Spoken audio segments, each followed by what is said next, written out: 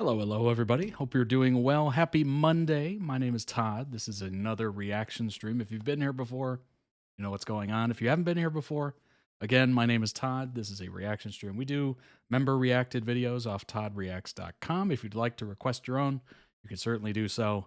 Welcome in. We do this live on Twitch and then we upload it to the YouTube. So shout out to the YouTube crew who's watching this at a later date or hopefully the same day. I try to do it the same day, but sometimes it doesn't work out. But shout out to the Twitch crew as well. Welcome in, everybody. So if you'd like to join live, you're certainly welcome to. The chat goes on the screen and everything, which is awesome.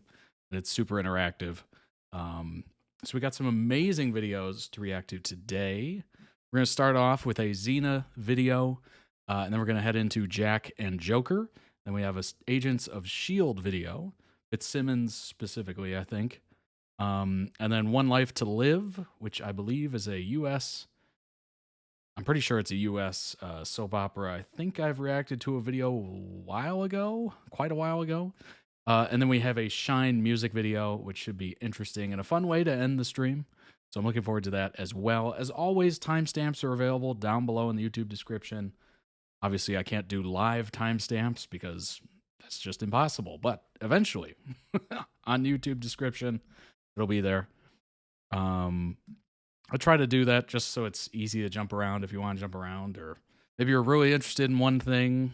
Obviously, I would hope everyone stay for the whole 3.5, 4 hours, but I know people have lives, so I'm not hurt. I promise.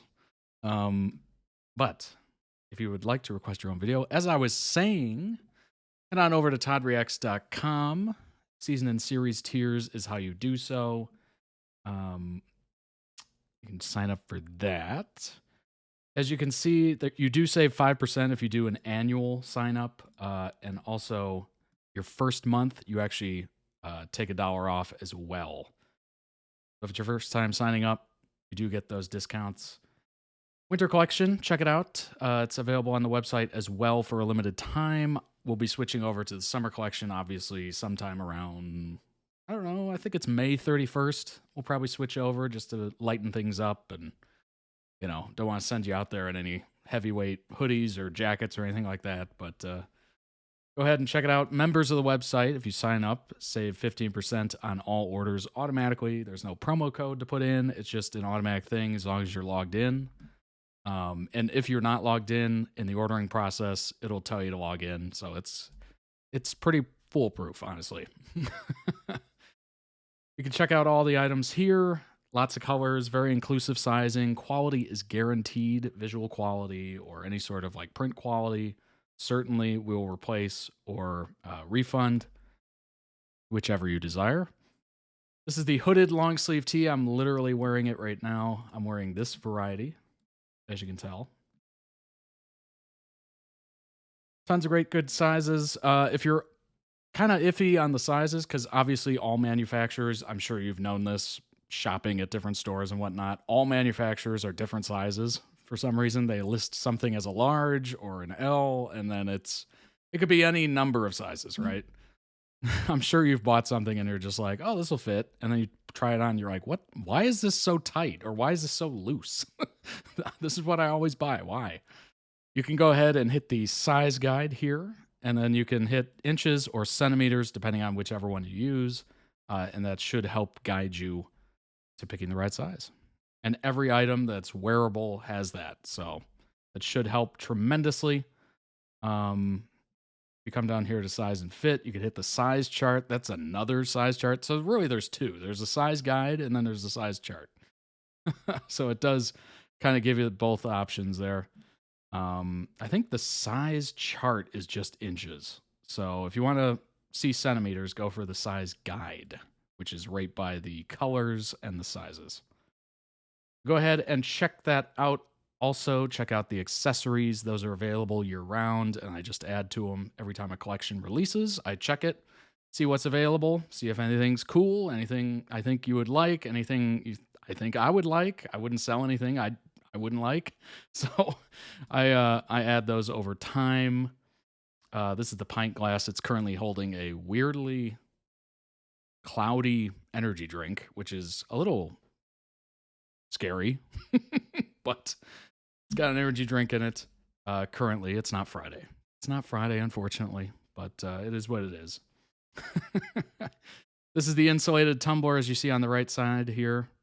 I drink out of it pretty much every stream. And here's the phone case. I literally have it on my phone.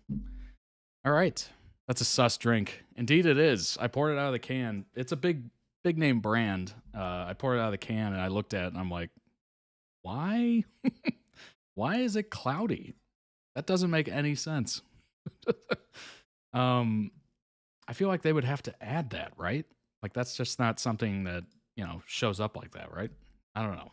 Very odd. Maybe because it's cold? Maybe. We'll see. It'll probably warm up here in the first couple minutes, so we'll see if it turns clear.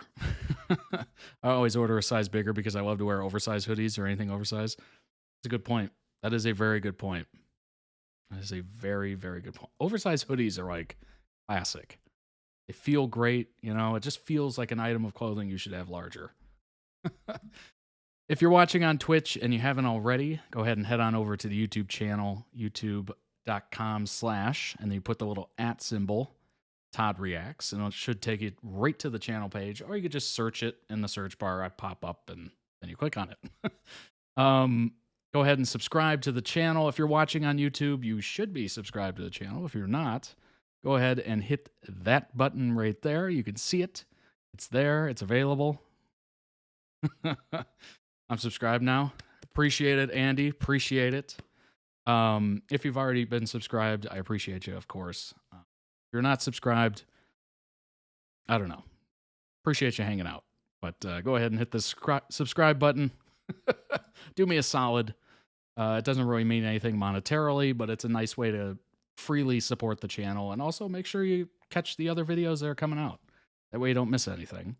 And YouTube has a tendency to show you on the home screen a little bit more often if you're subscribed to the channel. So make sure you don't miss anything. Subscribe today. It's totally free. Sign up for a YouTube account. It's about all the advertisements I'll do for YouTube. But yeah, check it out today. There's over 1,000 videos, so you have a lot of backlog to look up. So good luck. That's a lot. But let me know how you do. Have you seen all of them? Are you working on seeing all of them? And certainly, last but not least, join the Discord. It's available right now. It's a wonderful community. I think we're at 177 members, if I'm not mistaken, and growing. It's awesome. Lots of fun people in there. It's a good way to keep up to date with the stream and the videos and everything like that. I do update you based on, I'm going to be a little late, or maybe this stream needs to move to this day or this time or whatever. Nice way for me to instantly tell you and update you. Maybe a video got blocked and I have to take the time to edit it out and all that stuff. And then I tell you, 177 amazing members. Indeed. Indeed. And as you'll see at the top here, I did actually update the events. Usually it's just 2 because I do 2 live streams a week. But now it says 5 because we're doing an extra 3 over the next 2 weeks for the holiday break. I'm going to pre-record those for YouTube's sake, but as far as Twitch is concerned, they'll be live. So it's just extra live streams coming up in the next 2 weeks. So keep an eye out for that. Obviously, if you're a fan of anything or you've enjoyed anything that you've seen on the channel or in these streams or in these videos, chances are there's a fandom for it. And if you don't see it, certainly head on up here to the requested channel and you can request it. You can hang out with other people that are into what you're into. As you can see, there's a ton of fandoms right here ready to go. I'll just kind of scroll through so you can pause it at a later date and see, or you can just join, either one. And then there's the community as well. Lots of fun things there. Food. Seeing food is interesting because, number one, we're all from different locations. So we eat different things. We have different cultures, all that stuff. It's kind of fascinating. It's very much like watching like a travel show or something, and a food travel show specifically. Very cool. But yeah, movies, questions of the day, YouTube. We had an Olympics channel, Paralympics, just awesome stuff. It was very cool to be a part of that. And of course, we have some members only sections. Certainly, that's how you request videos. If you join on the website, you link the website to Discord, which is not too difficult. It's all in the perks section on the website that you can see once you become a member. And then it just automatically puts you in that section for requesting videos, whether you're season or series. It makes that available to you, which is awesome. Very cool. No idea how it works, but we don't bite. Isn't that something people that bite say? I think so. I think so. But we don't. Or do we? No, we don't. Or do we? No, we don't. Let's go ahead. You know what we're going to do? So yeah, I'm going to tell you about the streams coming up here, and I'll do it at the end as well, just to make sure you heard it. But I hope you had a nice weekend. I did. It was a very fun weekend indeed. Stayed home, watched a lot of holiday movies, Christmas movies, and stuff like that. Thoroughly enjoyed it. Love it tremendously. At least not so. It's very funny. So this week we'll be having a Wednesday stream. That'll be for the 20th. So that'll be a pre-recording for the 20th. That'll be live via Twitch. You can literally watch it live. The videos won't be uploaded and public on YouTube until the scheduled dates. So as far as you're concerned, if you're just watching on YouTube, nothing will change, basically. But I'll just be live streaming them earlier to have them ready to go. Because I'll be away from this. I'll be flying and away from all this stuff, which would make the stream look horrendous. I don't even know how any of the computers I have would handle it. Like, this is the only one I have that could handle it, but it would not be good. It would not be good. But so we're gonna have Wednesday. We'll have a typical Friday. Nothing will change there. And then next week is going to be interesting. We have the Monday stream, and then Tuesday we're gonna have another stream. And that's going to be for the 24th. So we're going to have a Christmas Eve stream live on YouTube. And we'll be pre-recording that live on the... What date is that? 17th? Can't remember at this point. But next Tuesday. It's in the Discord events, so you shouldn't miss it. And then Wednesday, we're doing the 27th stream, December 27th stream, early. So it'll be Monday, Tuesday, Wednesday, 3 days in a row of live streams. It'll be almost like I'm full-time. Almost. Yeah, I can't believe it either. Time has flown by. And before you know it, we're already to New Year's. We're past it. We're all back at work and school. And then we're just, back into the grind. It's going to be quick, unfortunately. As soon as we hit December, it's like just a downslope of enjoying it. Of course, you're always enjoying it in some aspect, the holidays, and then it's over before you even it's like riding a roller coaster, enjoying that tick tick tick tick tick tick, like all year is like going up the roller coaster, tick tick tick tick tick tick, and then you finally see the peak. December's coming, and then whoosh, it's over. Like, what the heck? Next Tuesday is the 17th, Wednesday is the 18th. So yes, we will have streams, an extra stream on Wednesday this week, then next week, Tuesday and Wednesday. So it'll be a lot. You'll get a lot of live notifications on Twitch, but I have to do it. Otherwise, you all don't get content, and there's no possible way I could do this anywhere else. Like, I just can't pick this up and just, rip it off the desk and take it through TSA and fly with it and all that stuff. Like, there's so much stuff here that it'd be ridiculous. I've done it before in the early days. I did do it. And I do have some duplicate stuff back from the old days. I got tired of taking an extra bag through the airport security.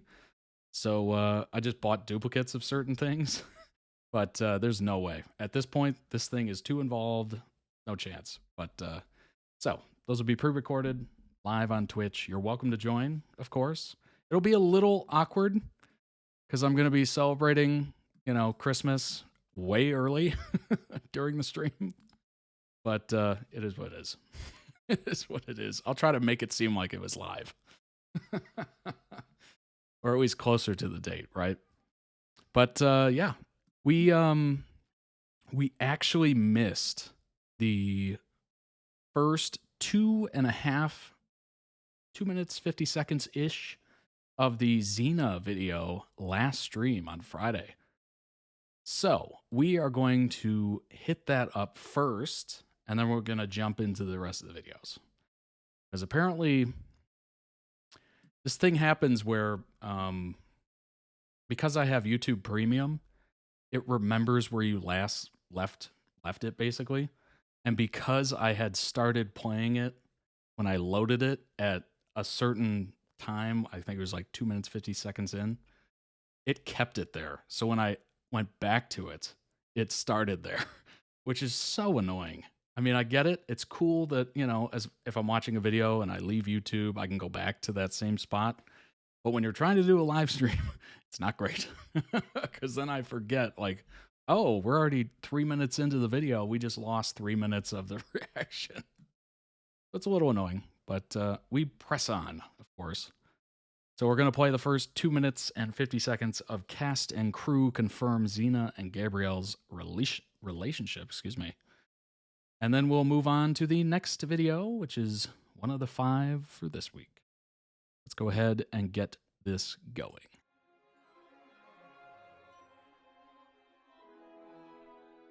The first season was when episode 8 had screened, and there was a big brouhaha from of excitement from the lesbian community, where Renee and I went, the lesbian community? You were kidding me. Whoa, that's cool. I was trying to figure out exactly when the romance between Xena and Gabrielle really started getting played with in the script, and it seems really early. We were shooting episode 8, and something from the Village Voice came out hailing us as the new icons, and we were like, what? What are they talking about? And of course, Liz Friedman and Rob Tappert knew very well what they were talking about. I don't think it was ever not in their minds that this would happen. You remember the studio said, you can't have that shot in. It looks like she's about to kiss a woman. And because her and Gabrielle are traveling together, everyone's going to think they're lesbians. I know that this initially wasn't intended, but this character became a lesbian icon, which was... I actually think it was intended by the writers and producers. They knew what they were doing. Studio did say, can you... So they didn't tell the actors, but the writers knew what was going on. Either somehow remind people that, Xena still likes guys and Gabrielle still likes guys, but they never said they can't like each other. And I'm thinking to myself, okay, what you have described to me is either the ultimate bisexual, or what you've described to me is, and I don't have a word for this because, straight white male, how would I know this, is many of my friends who were lesbian, but were denied that identification and fought themselves, and then finally came out, liberated themselves. So I said, you're kind of describing that. And I remember thinking to myself, and that's going to be Gabrielle. So talk about that. Did the writers latched onto it? And They didn't latch onto it. They knew that it was seeded in there from the start, I guess. The whole Xena Gabrielle thing, a woman falling in love with another woman was just no big deal. It wasn't even a part of the discussion, really. These were two warriors that were falling in love. Soon the creators began to ramp up the relationship between Xena and her partner Gabrielle. We always got the tongue-in-cheek quality of it all. And we had fun with each other, and it was titillating, and it was sexy and fun. And we went with it. We definitely went with it. I never wanted the whole subtext issue to become like a grubby gag. And there were times when Renee and I went, it feels too much like a gimmick. I don't like, this belittles gay people. When I first started playing Gabrielle, I wanted to find a way to relate to Lucy, and I'd never played with a woman. It definitely, I don't see, the problem is I was so young, I don't really remember much of Xena. obviously I remember, you know, the feel of it. But I never really put together anything in the story, basically.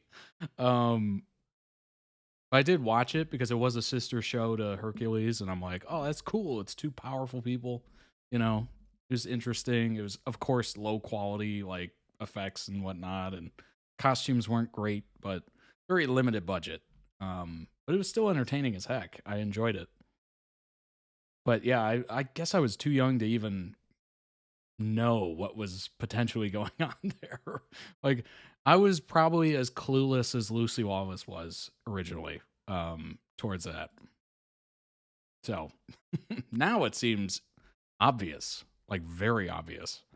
But obviously back then I was just way too young and not cognizant enough to put the two and two together. Go ahead and jump into the first video of the day. It is Legacy, Xena and Gabrielle, Xena Warrior Princess, of course. Let's go ahead and jump in.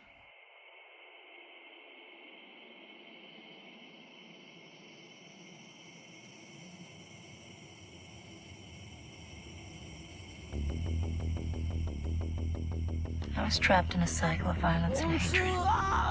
And no matter how I tried to break free, something always pulled me back. Until you.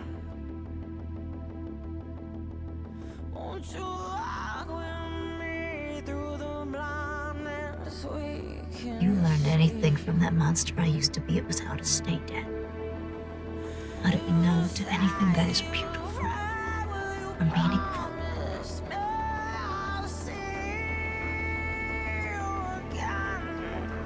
You understand hatred, but you have never given it.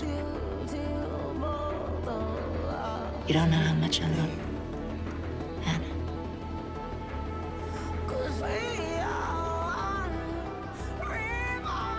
It's very much that trope of heartless killer warrior, you know, that is finally softened by somebody they fall for.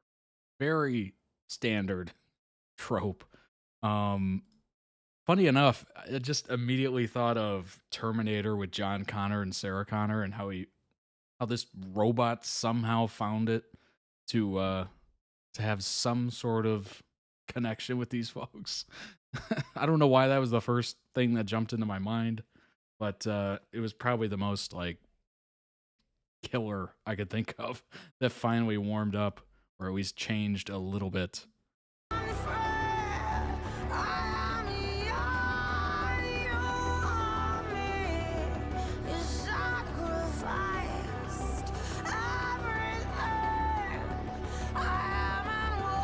I'm sure some of you would say Hannibal. You know, sometimes people think that a home is a place. It can't be a person.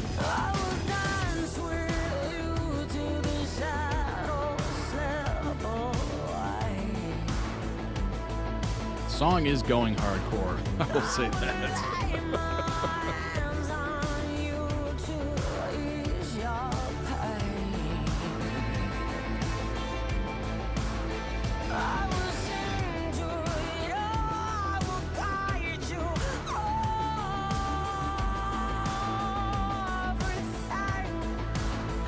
My whole life, Tina. Nobody made you who you are. It was already there. Question is, who would I be without you?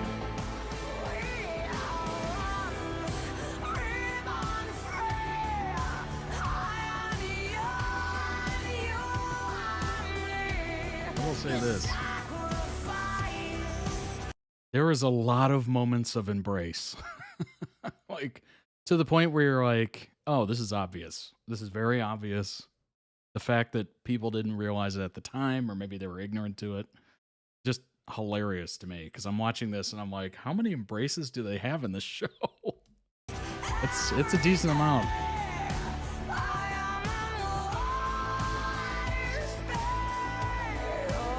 When I reach down inside myself and do things that I'm not capable of, it's because of you.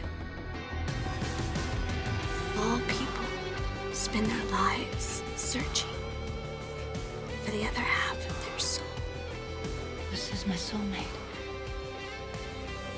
I love you. I've learned to respect life, love, and peace. Why? What happened?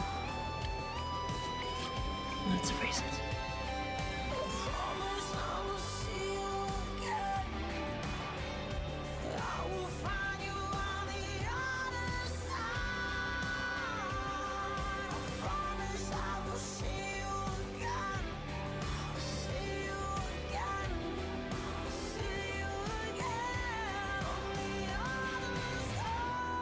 Gabrielle. Good grief. This song When I'm is with you, hardcore. this emptiness that I have felt my entire life is gone. Xena and I are meant to be together. We didn't make it that way. It just is.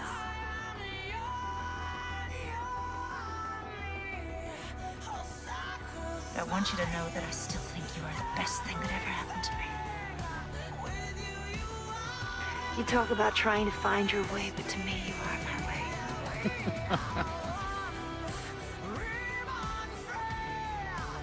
I feel like this. I'm playing like Rock Band or Guitar Hero or something.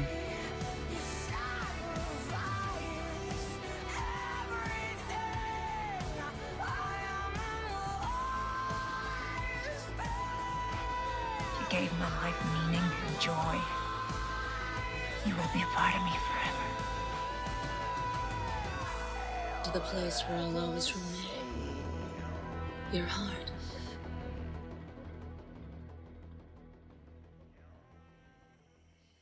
Wow. That was like a screensaver.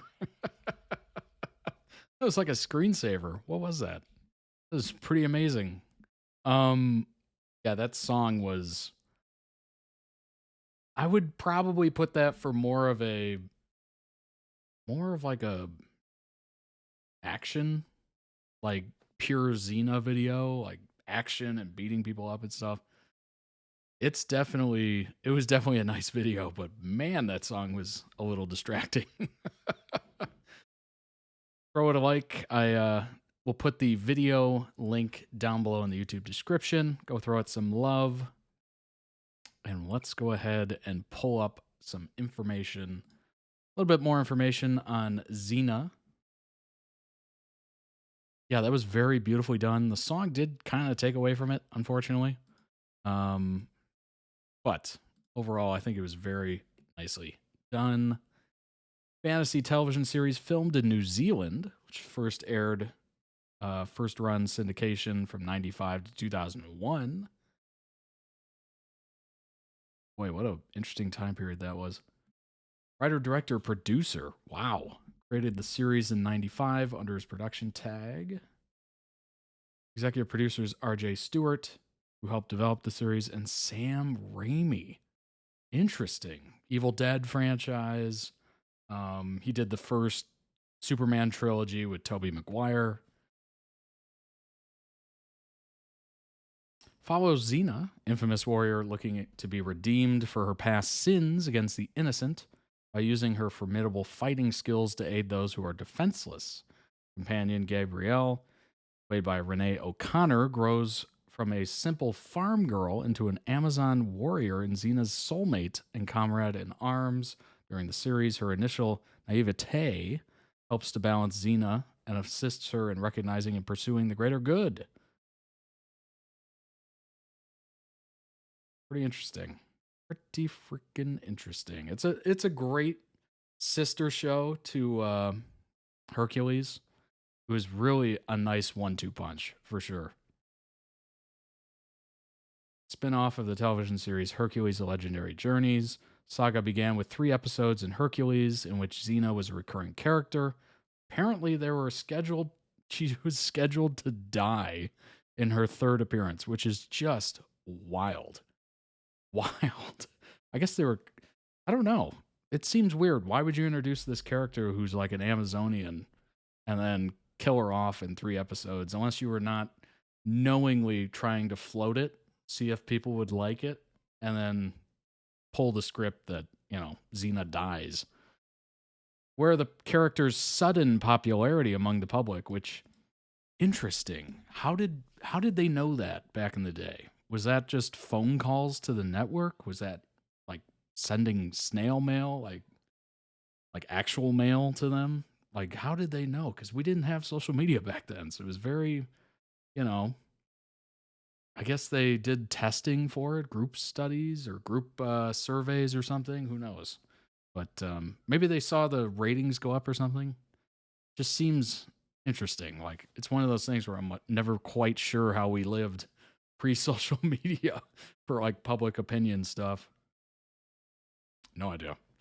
Where the character's sudden popularity among the public, producers of the series decided to launch a spin-off series based on her adventures. Became a successful show, which aired in more than 108 countries around the world. In 2004 and 2007, it ranked 9 and 10 on TV Guide's top cult shows ever. Wow. And the title character ranked number 100 on Bravo's 100 Greatest TV Characters. Led to hundreds of tie-in products, including comics, books, video games, conventions. Wow. Wow. Yeah, I think they still go to conventions, if I'm not mistaken. I think I remember seeing them advertised as going to conventions. Lucy and Renee.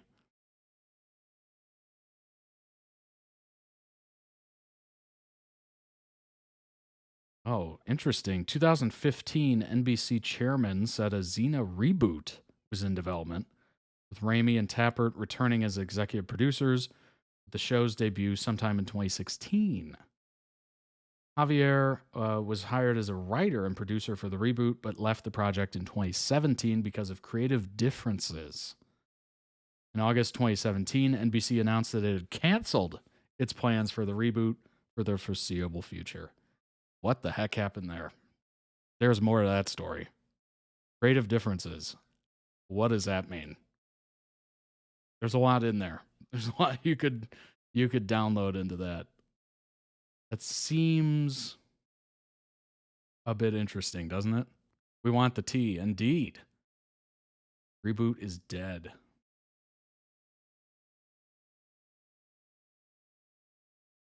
All right, so that writer worked on Lost and The 100. Ooh, okay. I've seen The 100. I never really got into Lost.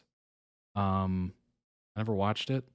Sadly, the Emmy-winning writer departed the project over insurmountable creative differences.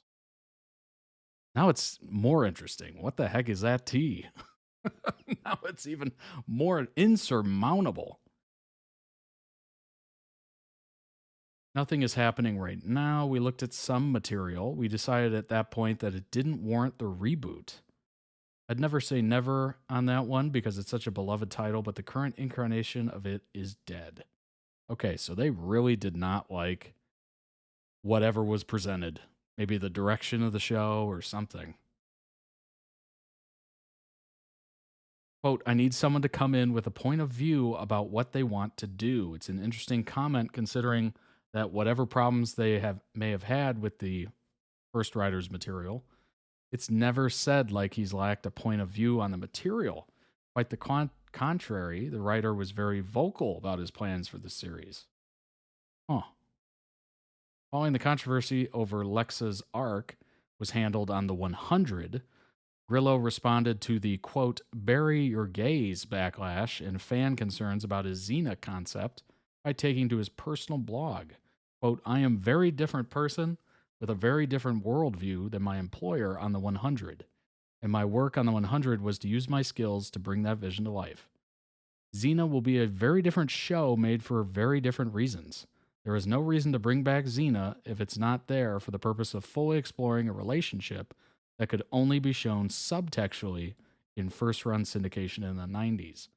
It will also express my view of the world, which is only further informed by what is happening right now. Not too difficult to know what that is if you do some digging. So yeah, that sounds like a writer with a point of view. Interesting. Okay. So maybe NBC was like, we're still not interested in going into the Gabrielle Xena arc. Not exactly sure what the writer's talking about for express my view of the world, which is only further informed by what is happening right now. When is this show set? It's like medieval times or something. It's like really far in the past, isn't it? Now should have no effect on that. But yes, I assume he meant that he wanted to go into Xena and the relationship and whatnot. And NBC probably just said, not doing it. Which is interesting, certainly, because I'm pretty sure NBC has had shows that have gone into lesbian relationships and all that stuff. So it's odd. It's an odd choice. While reports suggest the focus on a queer relationship may have been a driving factor in the split, the writer denied that speculation on social media. Oh. Well, then what the heck was it? It wasn't about the relationship, and NBC, the studio, and network were very supportive of my vision. Well, then what the heck? What, did he just have the relationship and like nothing else? Like there was no point to them being back, or no like big foe or something? Like what does that even mean? So he made it sound like it's because of, you know, do some digging, and he basically laid it out and then denied it. So what the heck was it about? Maybe they just didn't like the storyline and they're just like, this sucks. Hopefully that's true, and if they do revive the series, hopefully they let Xena and Gabrielle be as gay as they always were, which is super gay. Everybody knows it. Lucy Lawless knows it.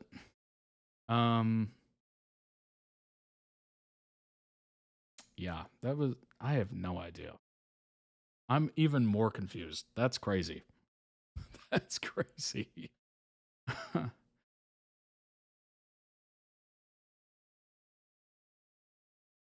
I don't even know. This is interesting. It somehow got more confusing. Crazy. Maybe they didn't want, you know, Lucy Lawless to be back or something. She's too old, whatever. I have no idea.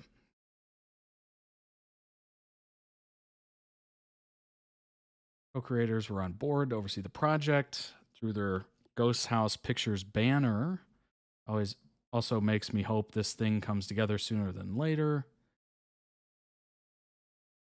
Yeah, I don't know.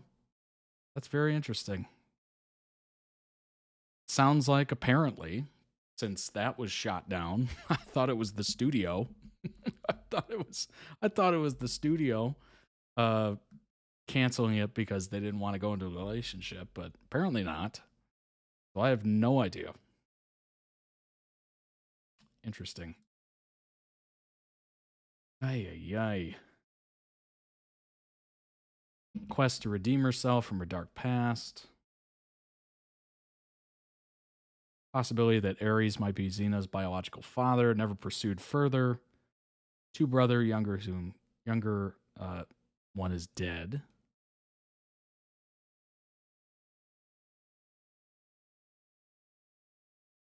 Producer Robert Tappert said that Xena was the best choice since she was largely well received by television critics and fans and had a full story to be explored. Studio wanted a spin-off about Jason and the Argonauts, but Tappert said that show would be too similar to Hercules. The original choice to play Xena was British actress Vanessa Angel, but she became ill and had to decline the role. Ultimately, the role was given to Lawless as she was already a resident of New Zealand. Well, that makes it easy. Lawless had several mishaps playing the character due to the stunts, some of which she performed herself, such as getting cut by swords, being struck in the head, horse-related incidents. In 1996, while rehearsing a sketch for The Tonight Show with Jay Leno, she broke her hip when she was thrown from a horse. Good grief. As a result, several episodes of season 2 were edited to accommodate her recovery. Some were changed so Lawless could only appear briefly. New episodes were written to highlight Gabrielle and supporting characters. That's unbelievable. Oh, this is not surprising. Bruce Campbell and Ted Raimi also portrayed Xena in various episodes as a result of body swap plot lines. That's hilarious. Sam Raimi and Bruce Campbell obviously did the Evil Dead series, so they've been close friends since college or university. Gabrielle. Also an Amazon print. Amazon. I can't say Amazon anymore without thinking about the company. Good grief. Amazonian princess, we'll say, and later an Amazonian queen. Characters' development and progression is a story that spans the entire show's run.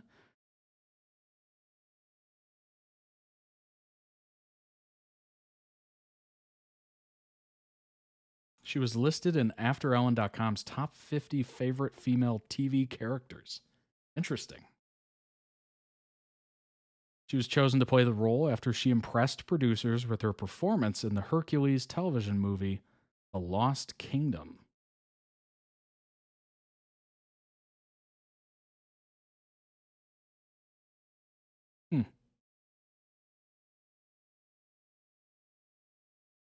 From farm girl to warrior. That's a heck of an arc. Xena Gabrielle is a femme/ship between Xena and Gabrielle. Canon, true companions, lovers, all that good stuff.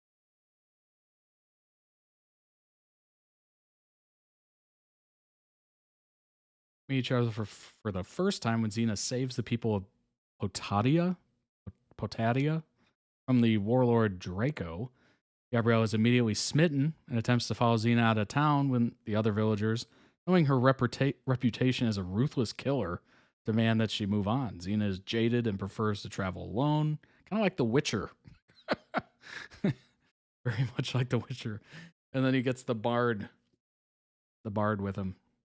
Toss a coin to your Witcher. Xena's jaded, blah, blah, blah. She's committed to proving that to Xena that they need each other. God, it sounds exactly like The Witcher right now.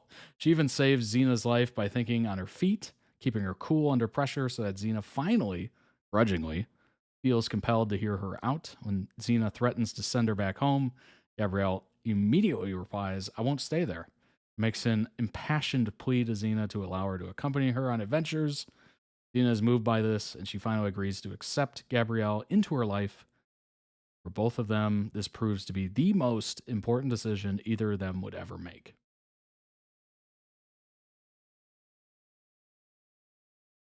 During the season 1 finale, as soon as Xena believes that Gabrielle is dead, she snaps, showing emotions that she's never shown in the show up until that point. Since she thought she had lost Gabrielle, that shows just how important the both became to each other. Season 2 further confirms the scope and depth of the relationship. In the first episode, they have their first time having a disagreement. Sure, that's interesting. The request that Gabrielle makes for no more secrets, however, is most significant, and it foreshadows things to come.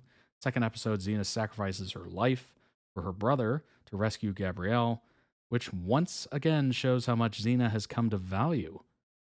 Sacrificed the life of her brother to rescue Gabrielle. Wow.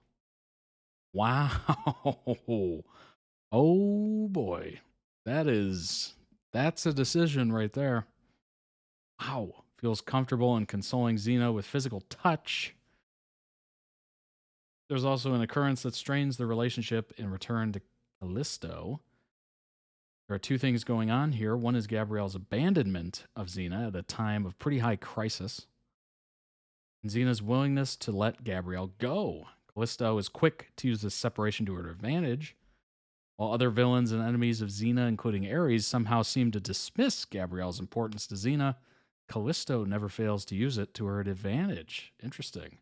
Deep bond between Xena and Gabrielle is confirmed by the series when it's stated that Gabrielle and Xena's descendants will feel the strength of that bond, and that is perhaps one of the most definitive examples given in the series of the fact that Xena and Gabrielle are soulmates. Interesting.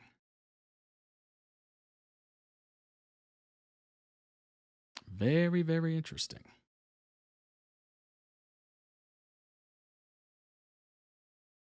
Eve is the daughter of Xena. Eve is the daughter Xena had. There we go. It's like, wait, what? When the goddess Callisto impregnated her. What? While Xena was pregnant, she would present Gabrielle as the father of her child as soon as people started to wonder who the father was. Gabrielle became a warrior to protect and defend Xena when she had lost her sense of self in Chakram. And she fought for Xena and the baby's life while she was pregnant in Them Bones, as well as in Motherhood, where Gabrielle is constantly battling against the Furies in her head to try to stop herself from killing Eve. Good grief. As they were trying to coerce her. Whoa. What a storyline. Throughout all of this, Gabrielle showed immense love, support, loyalty, and dedication towards Xena in making sure her and her baby made it through the Twilight of the Gods. Season 5 showcased her ability to put others first, fighting against injustice and evil for them. Also showcased her insistence in fighting for the baby's life. After defeating the Olympian gods, saving Eve and Gabrielle's life, Xena goes to hide with the two of them on a farm. As Xena and Gabrielle observe Eve from a distance, seeing her peacefully playing with a spider, the two share a conversation that cements the fact that Eve is their daughter. Gabrielle, looks like you have your daughter back. Xena, no, we got our daughter back. It's a little on the nose. A little on the nose there. Xena Gabrielle was one of the earliest major fem/ships. Good gosh, say that 5 times fast. Fem/ships. As Xena was airing during the early days of internet fandom. Yeah, that was very, very early. To the point where, gosh, 95, that was like dial-up internet. So it was like that, to connect or whatever, using a phone line. Then your mom would be like, get off the phone. I got to make a phone, or get off the internet. I got to make a phone call. And you're just like, I'm doing something. I'm in a fandom chat. I'm talking to strangers on the internet, Mom. Oh, gosh. Chat rooms. Oh, good grief.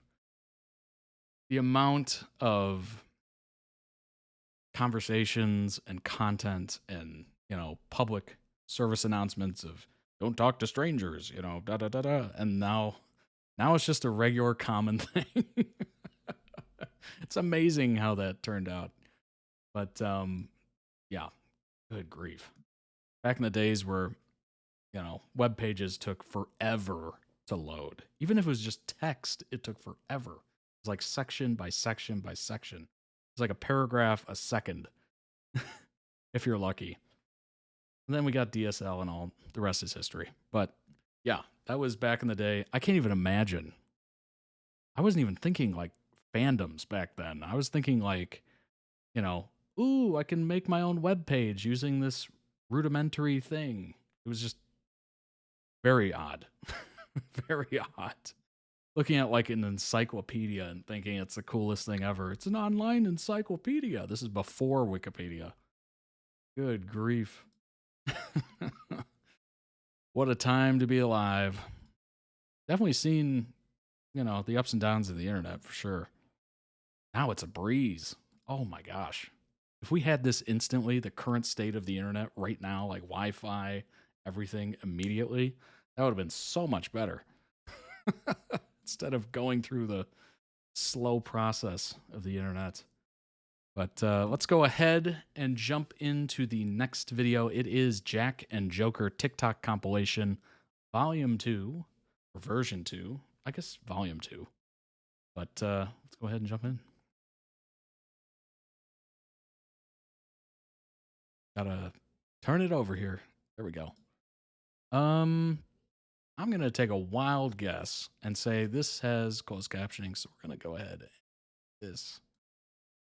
There we go. All right, let's go ahead and jump in. Jack and Joker. Where's my mouse? There it is. Oh, you know what? It's TikToks. Let me fix this. I'm assuming there's not going to be any horizontal videos, so we can go ahead and do this, make it a little bigger. There we go.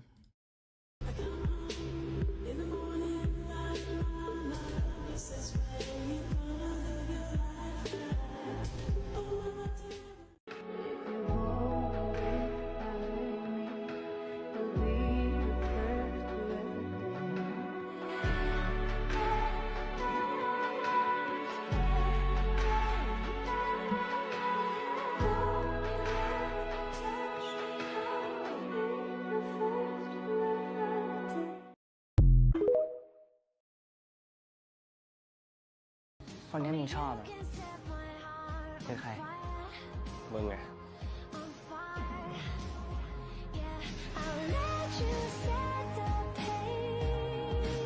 50 Shades of Grey. I believe that's where this song is from. He says to be cool and I know he means it. He's loving my look and I'm loving all his strategic ways. I said, do you think you can for me one day? Yes, of course I will. And I want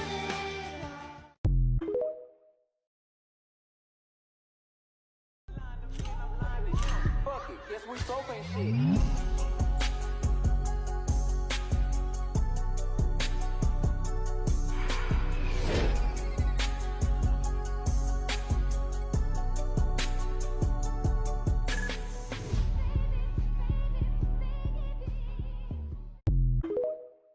The fact that they funded and produced this themselves is amazing.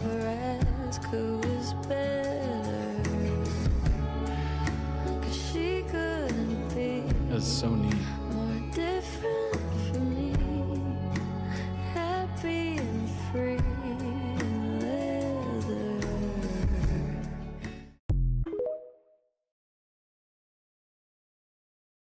วันนี้แหละคุณโรเซ่เขาขอกูเป็นแฟนด้วยนะ Special episode in February. Nice. What's going on, Slayer Katie?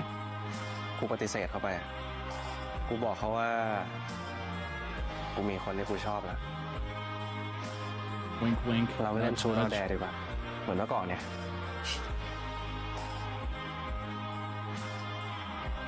ชูคนที่มึงชอบอ่ะ Oh, good grief.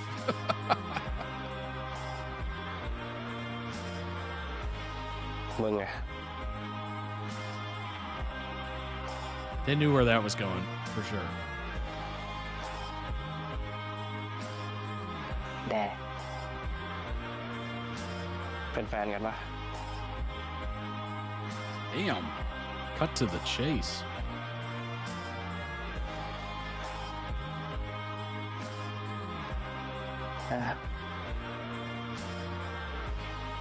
This scene made me insane.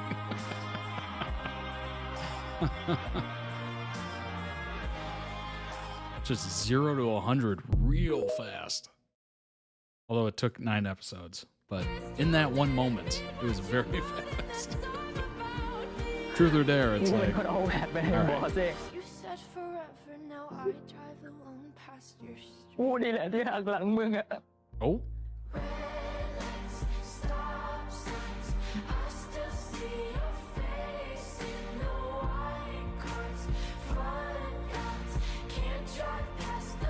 That reminds me of Bad Buddy, honestly. Bad Buddy took like 9 episodes, 8 episodes or something. กูรักมึงนะ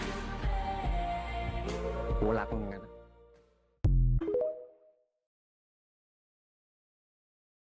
From the perfect start to the finish line. And if you're still breathing, you're the lucky ones. 'Cause most of us are heaving through corrupted lungs, setting fire to our insides for fun, collecting names of the lovers that went wrong, the lovers that went wrong.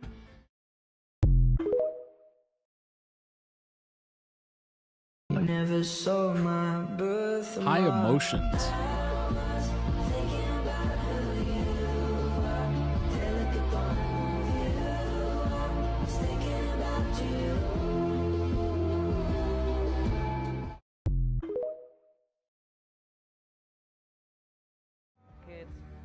ติ่งเป็นลูกผมกับแฟนนะครับ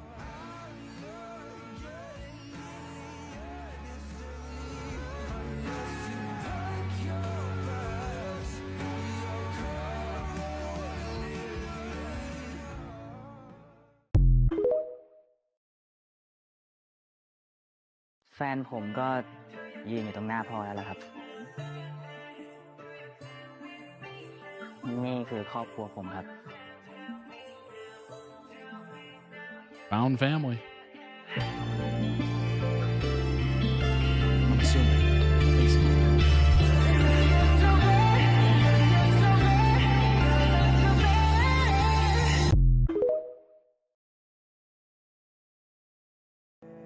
กูรักมึงนะ กูรักมึงเหมือนกัน Not fake love.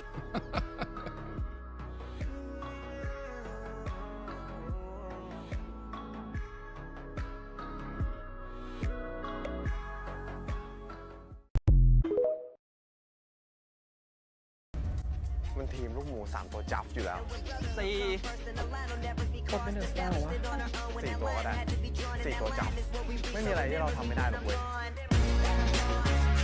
How can we not talk about family when family's all that we got? Everything I went through, you were standing there by my side. And now you're gonna be with me for the last. That song is goated and terribly sad.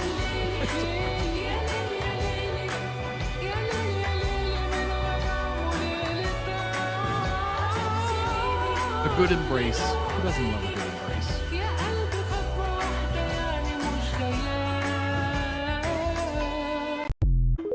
And whatever that was. Eskimo kisses? เป็นแฟนกันปะ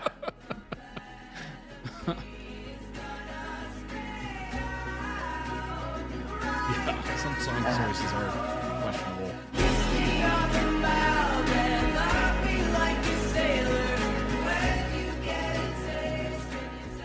นี่คือครอบครัวผมครับ กูรักมึงนะ กูรักมึงเหมือนกัน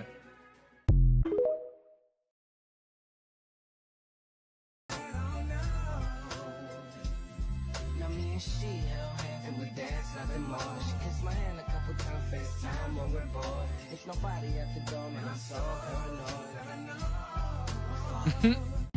กูเองแหละ กูนี่แหละที่หักหลังมึงอะ ทำไมต้องเป็นมืออีกแล้ววะ I'm sure we're taller in another dimension. You say we're small and not worth the mention. ถ้ามันแลกกับอิสรภาพแจ็คได้ ก็บอกมานะ There's places to go. Clearly, this is it. All that there is can't take what's been given. But we're so okay here, we're doing fine.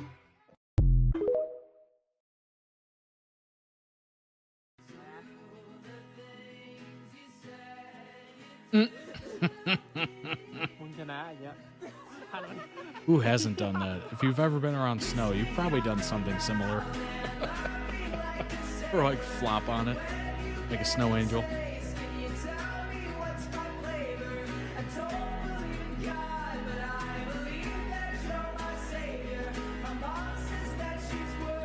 That was incredibly random.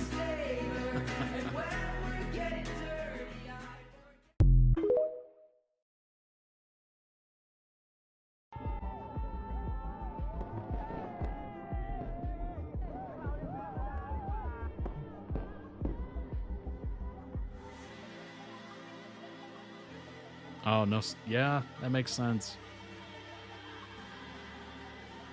Surprisingly, we got snow here a couple times since I've been here, which is very odd. I'm in the southern part of the U.S., so it just makes no sense that there's snow.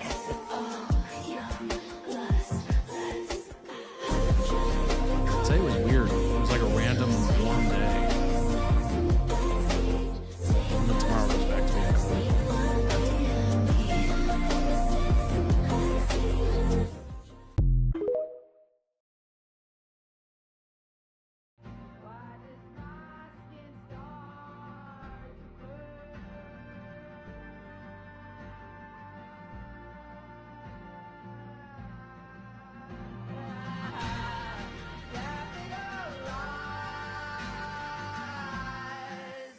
มันเจ็บมากไหม ไม่เจ็บเท่าที่มึงทำพวกกูหรอก Ooh. Burn. Dang. That's a killer line right there. Ooh. นี่แหละที่หักหลังมึงอะทำไมต้องเป็นมึงอีกแล้ววะ I've got something to confess. I keep you in my pocket for you. You're my only compass. I might get lost without you. ทำไมต้องเป็นมึงอีกแล้ววะ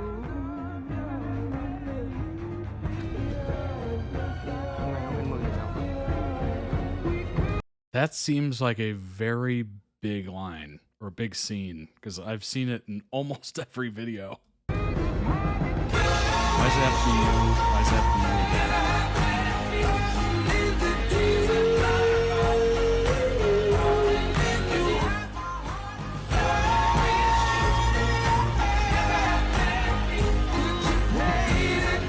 Honestly, some of the music is great.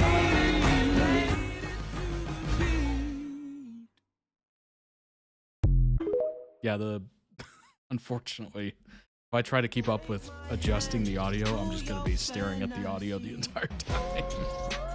So some of the audio levels will be, you know.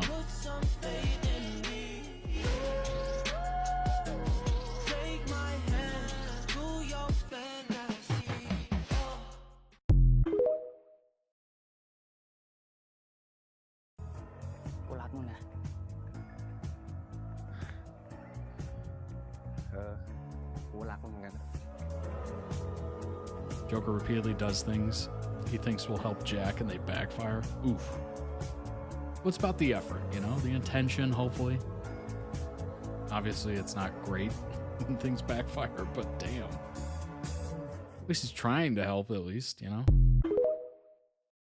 Something to be said for that. กูกับมึงอะ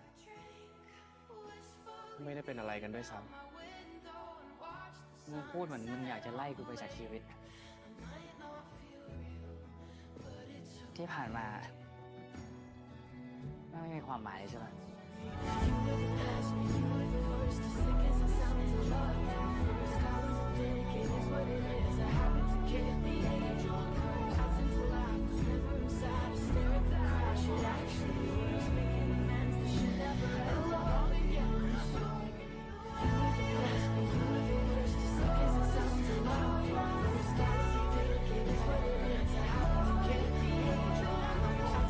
Honestly, I just hope it's not like Pran and Pat from Bad Buddy. It was grinding my gears to see Pran constantly shove off, push off, whatever, any sort of thing that Pat was giving. Like, it was just, oh my God. By like the 8th episode, I'm just like, come on now. Please stop doing that. It just got really annoying to me for some reason. It was almost like the writers were doing that purposely to like tick everybody off.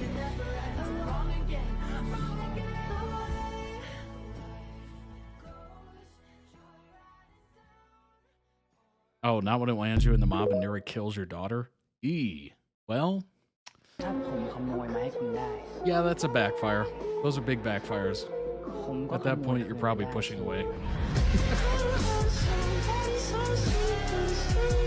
It just completely gave me all the context I needed.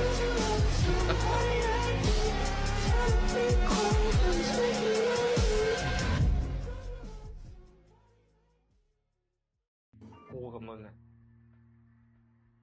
ไม่ได้เป็นอะไรกันด้วยซ้ำ I'm sure we're taller another dimension.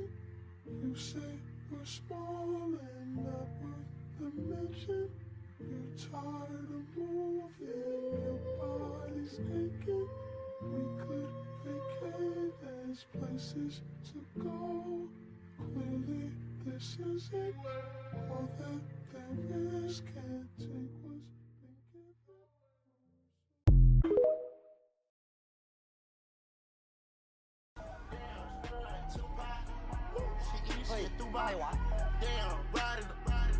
Honestly, it's kind of amazing how none of those spoilers made any of its way into these edits. So I'm thinking like, oh, it's like a cat and mouse game, you know. leave them wanting more, that kind of thing, push them off. Meanwhile, you want them to get closer. No, honestly, he's got some good reasons to be a little slow to the draw, or pushing them away and whatnot. Like it makes sense. Makes a lot of sense.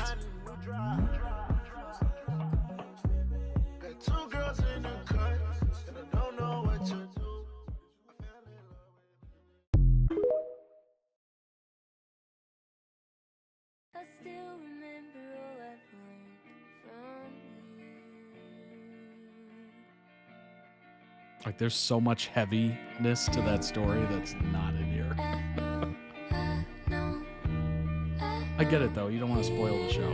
That makes sense.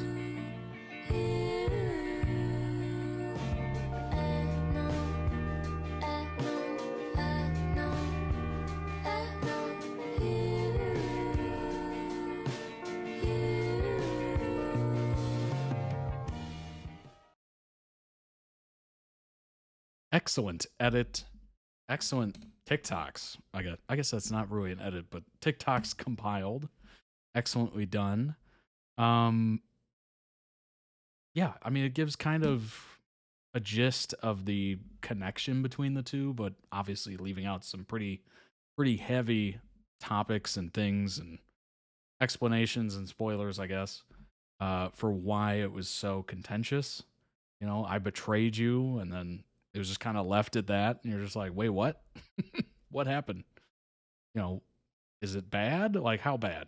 Betray, like, I ordered food without you at the restaurant, and I didn't get you anything to eat? Or is it more like, you're in the mob now and your daughter's almost dead? Like, how much of a betrayal there are we talking about? Link down below in the YouTube description for the original video. Go throw it some love like I just did. Excellently done. Go ahead and check out the channel as well. They might have other edits or compilations even that you might find interesting. There's a lot that isn't shown, but Jack has reasons, valid ones, for being angry at Joker. Yeah, it sounds like it. Honestly, from what you've said so far, it definitely sounds like it. But we love them both. Okay, all right. I mean, there is an effort there, certainly, but boy, they're backfiring badly. Like, really badly. Let's go ahead and bring up some information. We're going to do like a quick overview just to kind of like refresh. If you've never seen Jack and Joker or been here for a reaction, then it's going to be good information for you. And if you were here before, this will be kind of a refresher, at least, certainly for myself. 8.8 on MDL, which is so high, so unbelievably high. Tendency for review bombing and review praising, I guess, is the other alternative there. So anything over an 8, honestly, is probably pretty good. Because chances are there's going to be a lot of people hate rating it as well. But 8.8 out of 10. Fate brings two men together in a love-hate relationship, as we certainly saw. As they collaborate on a grand heist, Joker leads a double life, boastful and talented in conversation, secretly a notorious thief wanted by the police. Using his exceptional disguise skills, Joker robs wealthy oppressors and redistributes their riches, a la Robin Hood, to aid struggling villagers. On the other side is Jack, a former substitute taekwondo turned debt collector. The calm and quiet demeanor Jack instills fear in those he encounters. By his intimidating presence, he is a reasonable man who believes in solving problems without force. Yikes. And holds the conviction that the, quote, strength one possesses should be used only to protect the weak. There we go. 2 versions available. On TV, it was 50 minutes each. There's 77 minutes each, uncut online. Probably the one everybody wants. Debt collector male lead, thief male lead, heist, enemies to lovers. All that good stuff. Time skip. There's a time skip in it. Interesting. Let's see, the show's over now, so hopefully these reviews are a little bit more, whole.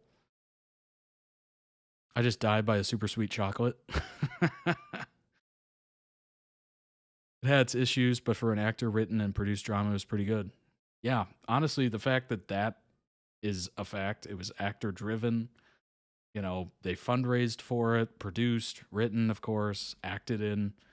That is amazing to be able to pull that off. And the fact that it's even watchable, frankly, is just a testament to how talented they are. That is a lot of work.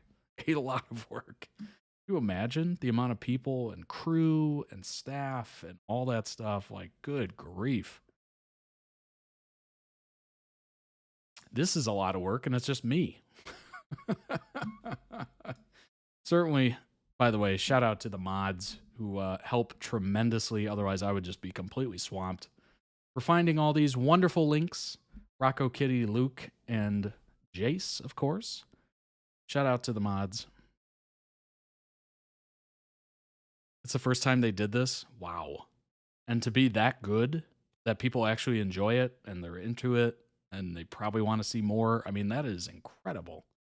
For giving us a special episode. That's so cool. That's so cool.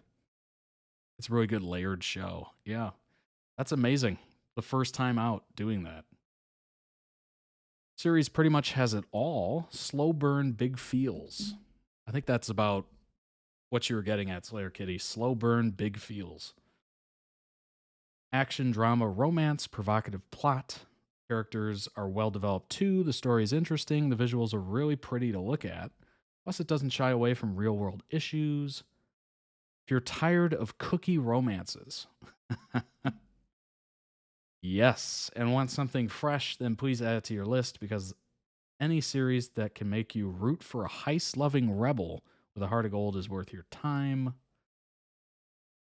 That's awesome.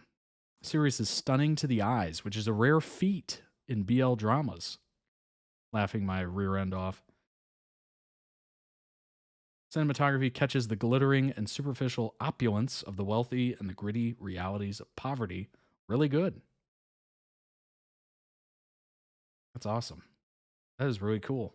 Yeah, a lot of the BLs that I've seen edits for have been usually pretty rudimentary in cinematography. Certainly not amazing. Nothing to write home about, but this so far has looked very good. Very gritty, interesting. It looks like they actually like spent the time to like color correct and all that stuff. Like, it just a lot of work went into it to make it look visually appealing. You know, it doesn't look like it was filmed on an iPhone or something and just, all right, here it is. Like, obviously they spent some time to really make it look nice. Inwar's love for their fans is amazing. Nice. Yeah, the fact that they were willing to do this, I mean, that does, number one, obviously they were passionate about it. It's a passion project. Takes a lot of work. The fact that they're, you know, trying to go their own way instead of doing like a massive company or contract with a company that lasts decades or whatever. Certainly that'd be an easier route. You know, they have pre-done staff. You just plug and play kind of thing. But there's much more to this. Like, obviously you love it if you're doing it. That's a lot of work. And clearly you care about the fans because you want to make it good. You don't just do it because you want to do it. You do it and do it well because you want people to enjoy it. Come back for more, right? I bet they're going to create their own studio. I think that's the plan. I have no idea if that's the plan. I'm just coming up with things, but I'm assuming they want to create their own studio. Maybe they'll be signing actors to contracts. Who knows? Maybe they'll be more actor friendly in their contracts with actors. I would love them to do more. I think they probably learned a lot from this. Yeah, probably. Probably indeed.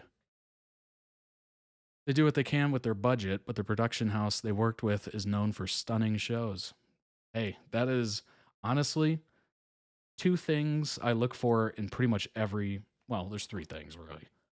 Three things make a show. The writing, the costumes or like the set pieces, and just visually how it's shot. Those can make or break a show. Certainly the acting is one, but I can overlook some poor acting by like newbies if the show looks good, it's written well, and it looks like it's supposed to look. Like if it's a period piece, it looks like a period piece. If it's a action movie or show, it looks like an action movie or show. There's explosions, that look good, etc. Very superficial, but honestly, it can make or break.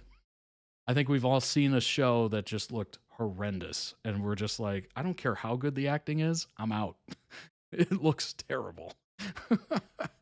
That is certainly something I think I've done before.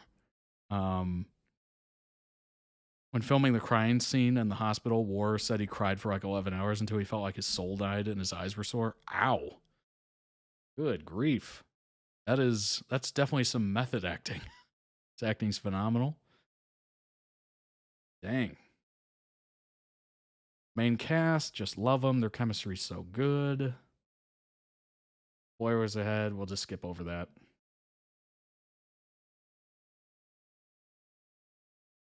I'm seated. Sometimes you just forget what good quality is when it comes to Thai BL shows. I'm not trying to knock the other shows. And of course, there are some quality Thai BLs out there. But sometimes everything just falls into place in a way you weren't expecting. Jack and Joker knocked my socks off. Not just with the storyline, but the quality as well. That tells you just how desperate people are for a good quality Thai BL. That looks good, feels good, everything.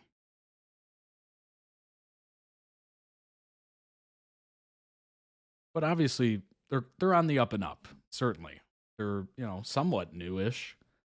And more money gets involved, more talent, etc. Make the leap from maybe mainstream to BLs or whatever, or maybe BLs become mainstream and they get much more talent into the industry. I'm assuming that's what's going to happen. But yeah, eventually they'll be just as good as everything else, frankly.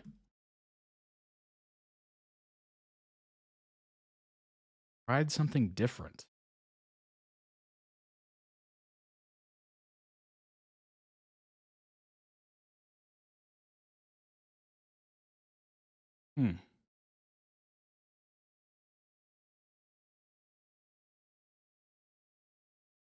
What I liked, best grandma ever, unique premise, sweet flirty caring moments, fight action sequences. I was trying to figure out what the heck this is. But I think it's like to take out nonsense plot, brutality, and focus on the lead's relationship. Interesting. So they're saying like skip a bunch of stuff. Ray protagonist, how Jack called out his coach and the coach apologized, got his karma. Non-cliche female character. What? Room for improvement. Tonal shifts between inept comedy caper and brutality action. Romance took a backseat to the nonsense plot. Well, yeah, maybe it's not romance forward. What? Ay. I think this reviewer lost the plot on the fact that it's not a romance first.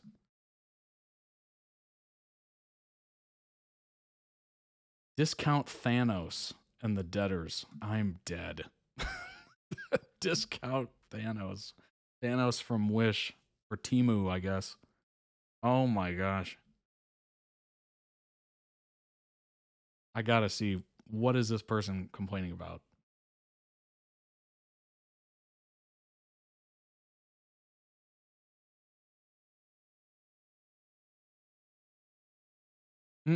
Don't judge me, I'm weak. Petition to burn all Yin's clothes and leave the suits so he only has to wear suits, like forever and ever. He wore suits were made for Yin.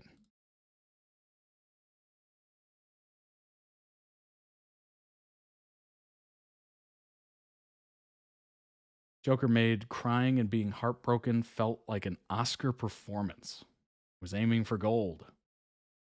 Leave some heartbreak for the rest of us.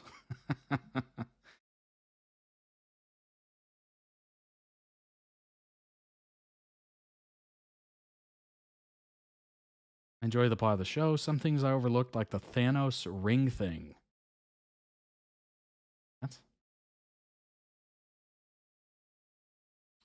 Joker stole the show. This is a long review. Holy crap. At this point, you might as well just start a blog. Just start reviewing BLs. And then send me the link. It's still so funny to me how people are still upset that romance isn't the main plot when Yinwar made it clear so many times that romance isn't all the show's focused on. Yeah. Yeah. Yeah, that's interesting. Especially the fact that they made it clear. I mean, at that point, take them at their word, right? But I guess, you know, people are just really gearing up for a romance first. But I think it's smart to do both, you know. Certainly have the romance stuff, you know, where romance is the main story arc and that's it. Friends to lovers, enemies to lovers, whatever to lovers. But you do need these as well, where it's like, oh, it's an action movie with also some romance. Or it's a, you know, a comedy movie with also some romance. Or it's a, I don't know, it's a historical period piece with also some romance. I think it's fine to make the romance the back seat. Because it's still the same. I mean, it's still a BL, right? Not like it's not. So, shouldn't be any different. But it's just people looking for, you know, more story of something else. Oh, and by the way, these two are also into each other. All in all, Yinwar made the last quarter of BLs this year fun.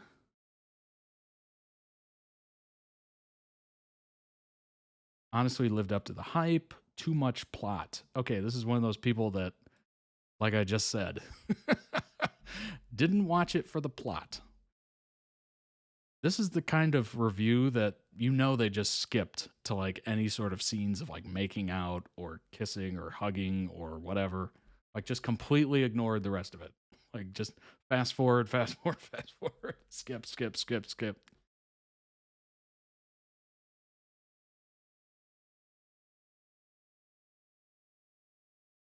Too many side plot lines cluttering the main heist.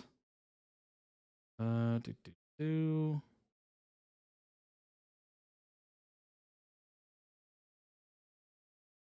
can't even read this. There's no punctuation. The only punctuation I see is question marks. There is no chance of me reading that. But I read the title and I looked at the score and I'm going to take my decision from there. Yeah, people got upset that it was a slow burn romance. I mean, aren't there BLs that are out there, like Thai BLs and whatnot, that where it's just romance immediately? Like first episode, they're like making out or going on a date or whatever. I'm assuming that exists, right? Like it shouldn't be like this, we need it, we don't have it, you know, kind of mentality. Like slow burns are okay as well. Movies or shows, yeah, there are. Okay, exactly.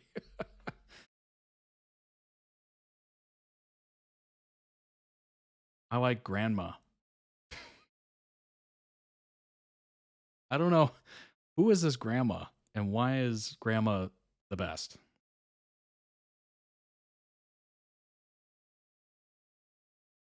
Good, but not exceptional.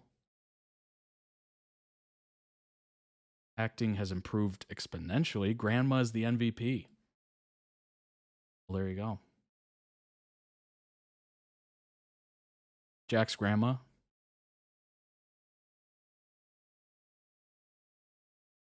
As mentioned above, I can't get enough of Yin and War's improvement in their overall acting here as Jack and Joker. If it was just them two, Grandma, Joke's family, the kids, and some of the antagonists, it would have been enough. She was the awesome MVP, but the plot and some characters were in the Twilight Zone because this is different from what I would usually watch. Pros and cons will be mixed.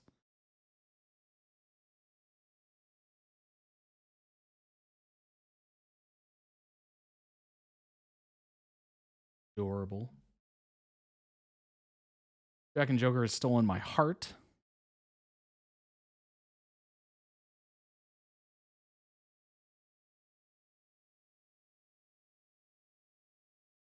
Inwar's first BL love mechanics starts with them having a one-night stand. So, okay. Well, there you go.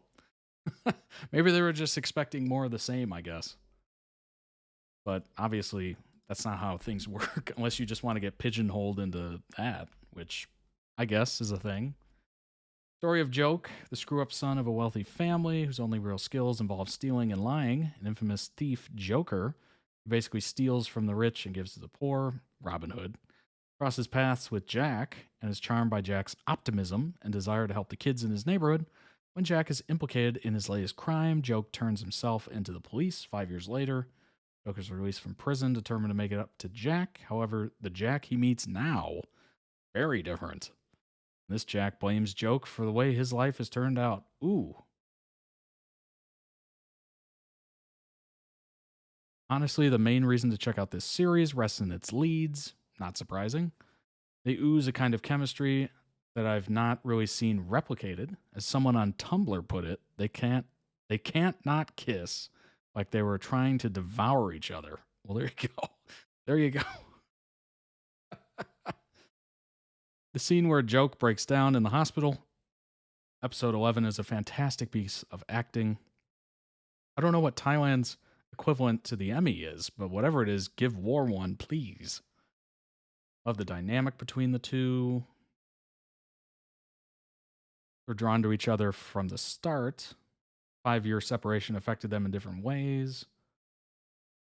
Joke is essentially in love with Jack and willing to do whatever, while Jack wants nothing to do with Joke, yet still can't help himself.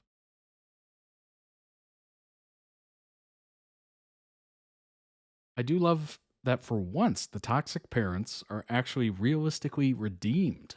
When Joke's father initially disavows him, I was prepared to hate the man for the rest of the time, but he slowly comes around to realize that his son is not the man he once was. That's nice. Oh my gosh, this is a funny crossover. The reconciliation at the end felt earned, which is not something I can say often. I have a rant about the parents on 911 that multiple friends have been forced to listen to. Ah, yes.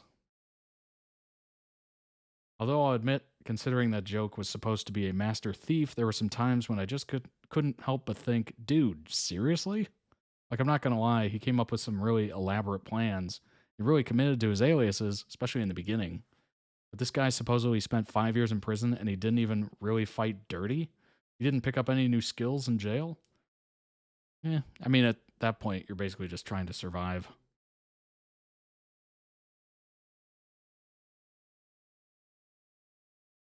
You're looking for something with great leads, well-written characters, good script, nice mix of action, comedy, drama. You'll definitely want to check it out. Let's see, exclusive interview.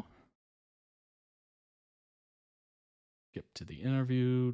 We would like to congratulate you guys on the success. It's been a wild ride, and we're sad to see it end so soon. How does it feel? Yin said, I'm glad that this series has made so many people happy. I'm both excited and a little sad because I've been focused on the series all year. Now that it's come to an end, it's time to add it to the library of series I've worked on. Yeah, that would be very sad, honestly, considering the amount of effort and time and passion and all that stuff, rewrites, everything. Like, the amount of brain power they both put to this and having that end, it's probably bittersweet because you're like, oh, you know, whew, it went well. People liked it. That's great. But you're also just like, that's my baby. My baby's gone, or it's too old and it's moved out, you know, kind of thing. Or I'm a little sad that the project we've been working on all year is, there we go, come to an end.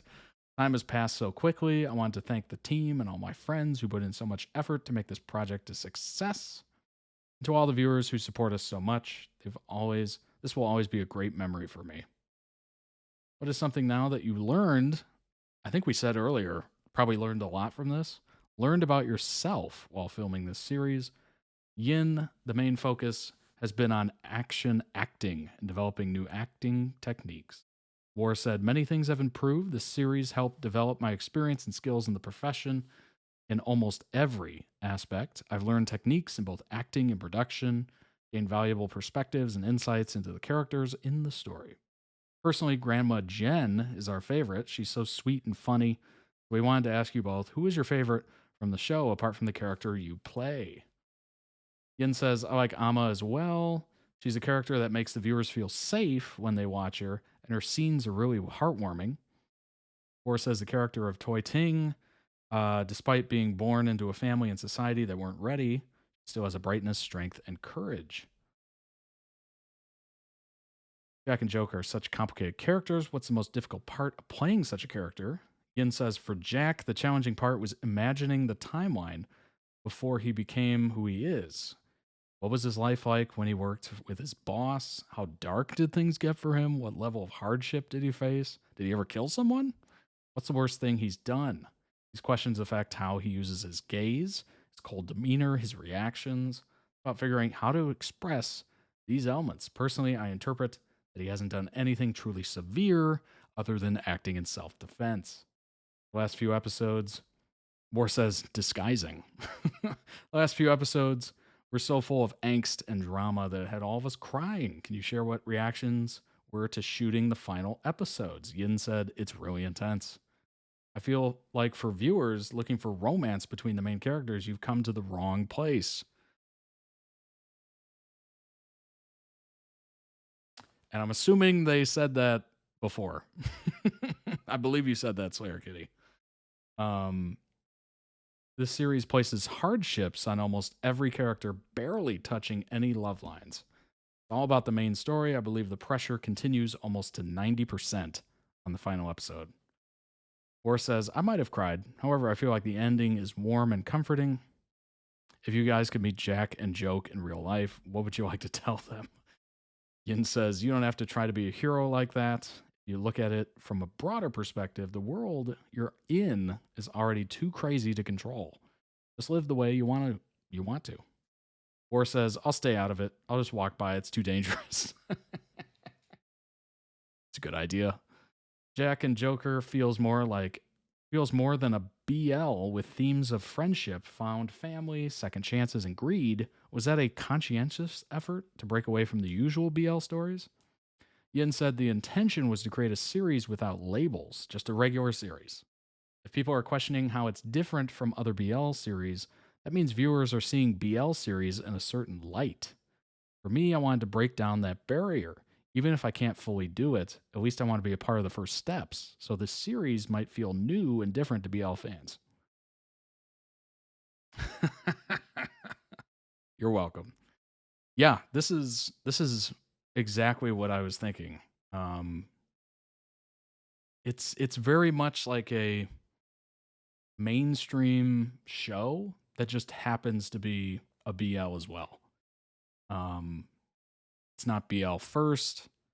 It's not like beating you over the head with it at all. Like, it's very much just, it is what it is. Like, it is a BL, but it's also like a heist show as well. Like, kind of interesting.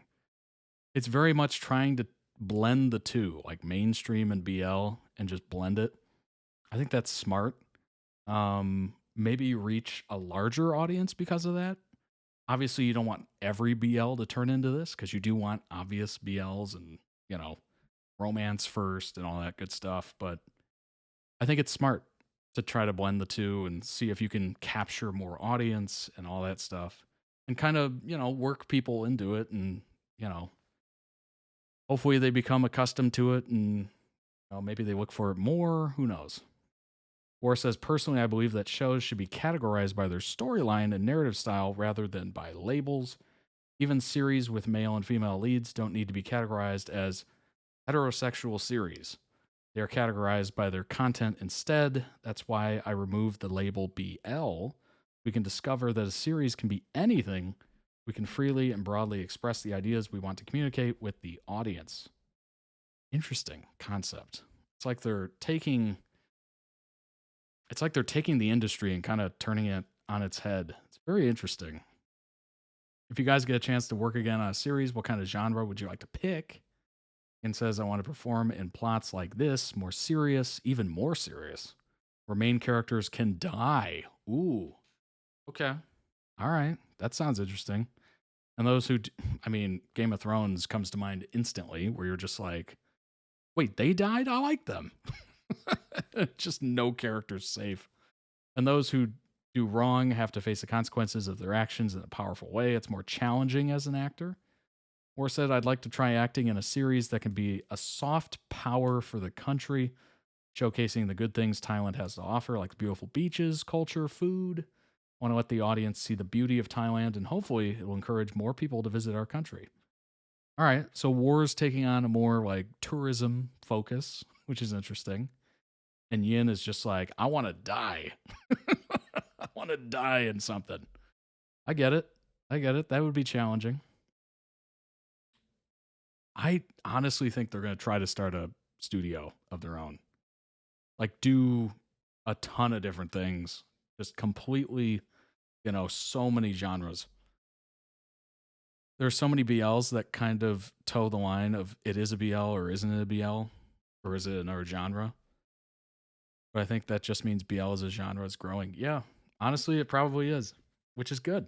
That's a good thing. Jack and Joker is such a hit, and it has been since day one, actually. So can fans expect selfies of you guys with the Northern Lights soon? Yin says you'll definitely see it. Keep an eye out. Or says soon. Any last words for your fans? Yin says, we've reached the end of Jack and Joker, and I want to thank everyone for their support. The series made me realize that there are so many wonderful fans out there who were hiding. When we set the rule that we had to be the #1 in the world, I stepped out of my comfort zone to engage on social media. Feels bittersweet, knowing I might have to say goodbye to the introverted fans as well. But I want to thank all the fans everywhere in the world. Or says, thank you for all the support and everything. Thank you for always being my source of encouragement. Thank you for telling me how happy you are watching what I do. It gives me a sense of purpose in life. I will continue creating work to bring joy and inspiration to many. Thank you for helping me become a better person every day. That's awesome. Yin back away from the character death. That's hilarious. That is so funny. That is very interesting. I like it. I like the fact that, they produced it. They went out on their own. They gave it a shot. Turns out it seemingly went very well. People enjoyed it. Obviously, there's some room for improvement, of course. I would guarantee they were just like, yeah, we could have done it better. If we could do it again, we do this and that and this. You always have that. If you're ever a creator of anything, maybe you're an artist, maybe you make music, whatever you do, there's always improvements to be made. So I'm sure they learned a lot. It's definitely interesting that choice that they made to kind of break the genre and, kind of expand it a little bit. Very interesting. Obviously, some people weren't big fans of that, but I think most were accepting of it, which is cool. Let's go ahead and jump into the next video. It is Take On Me, which I'm sure is the title of the song. Very famous song. Fitzsimmons, it is from Agents of S.H.I.E.L.D. Let's go ahead and bring that up. I'm not sure if there's going to be... I'm going to assume... I'm going to make an assumption that there's no closed captioning. I might be wrong, but I might be right. Honestly, my critiques are minor. I was pretty satisfied. That's good. I mean, that's pretty amazing. First time out, that's crazy. It's actually really cool. Let's go ahead and jump in. Do you remember when we first met? Hopefully I didn't blow our eardrums out. Can we start over? Back to where we began. Fitzsimmons. 16 and achingly shy. Fitz. Simmons. Two people, endlessly inquisitive, about to embark on a relationship that will change their lives, but they don't know where it will go. I'm engineering, she's biochem. I'm Gemma Simmons, biochemist. Leopold Fitz. Engineering. I'm engineering, she's biotech. Fitz and I, we're a team. We're a team. We're inseparable. You must have been so annoying me following you around all the time. No, never. Whose memory is this, yours or mine? We share this memory. How long have you two? There's nothing to discuss, Gemma. Maybe there is. I suppose it's very new. No, it isn't. Because I'm pretty sure that every minute of every day you've been stuck in the lab right beside me. You and Simmons are so tight. It's like you're psychically linked. You two are so perfect for each other, it makes everyone a little bit nauseous. Quite a strange feeling, isn't it? Never wanting to be without someone. His name is like your favorite word. I mean, that's... You're taking Why, it. why would you make me do this? You're my best friend in the world. Yeah, you're more than that, Gemma. A little bit more than a best friend. Through all the insane crap we have gone through, the one thing I've known, We are gathered here today without a doubt, for a moment we all knew was coming. the whole time, Some of us, even before these two did. is you and Fitz belong. Definitely a makeshift wedding. The whole universe couldn't keep me from you, Gemma Simmons. That's great. Why else would you fall for him? He did everything right. You dove through a hole in the universe for me. I knew from the moment I saw you, you'd be in my life for a long time. But I didn't know you would be my life, my heart, my home. Damn, that is a great vow or line or whatever that was. That was beautiful. You and I. You and I are invincible. Unbreakable. I've got something I magnificent. thought you would be in my right life. here. I didn't realize you Some would things be are in my life. inevitable. Force to be reckoned with. Whoa. Unstoppable together. We are unstoppable together. And then think about the Go hell. ahead and write that one down real This quick. always happens to us. The pain of not being there. Because we are cursed. Guys are constantly torn apart. The bloody cosmos wants us to be apart. I don't want to be. I don't want to be. I lost you once. I can't lose you again. This isn't how your story ends. There was a lot of death, yes, but Taking there was notes, beauty yeah. too. So Chat Gemma Simmons, GPT. Write vows for me. you marry me? Absolutely. Absolutely. The universe can't stop us.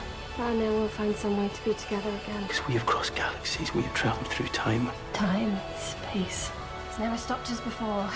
We have survived the bomb of the Atlantic just so we could be together. I'll save you every time or I'll die trying. I don't care. Me too, because I love you. And a love like that, that is stronger than any curse. My love for you grows deeper and always will.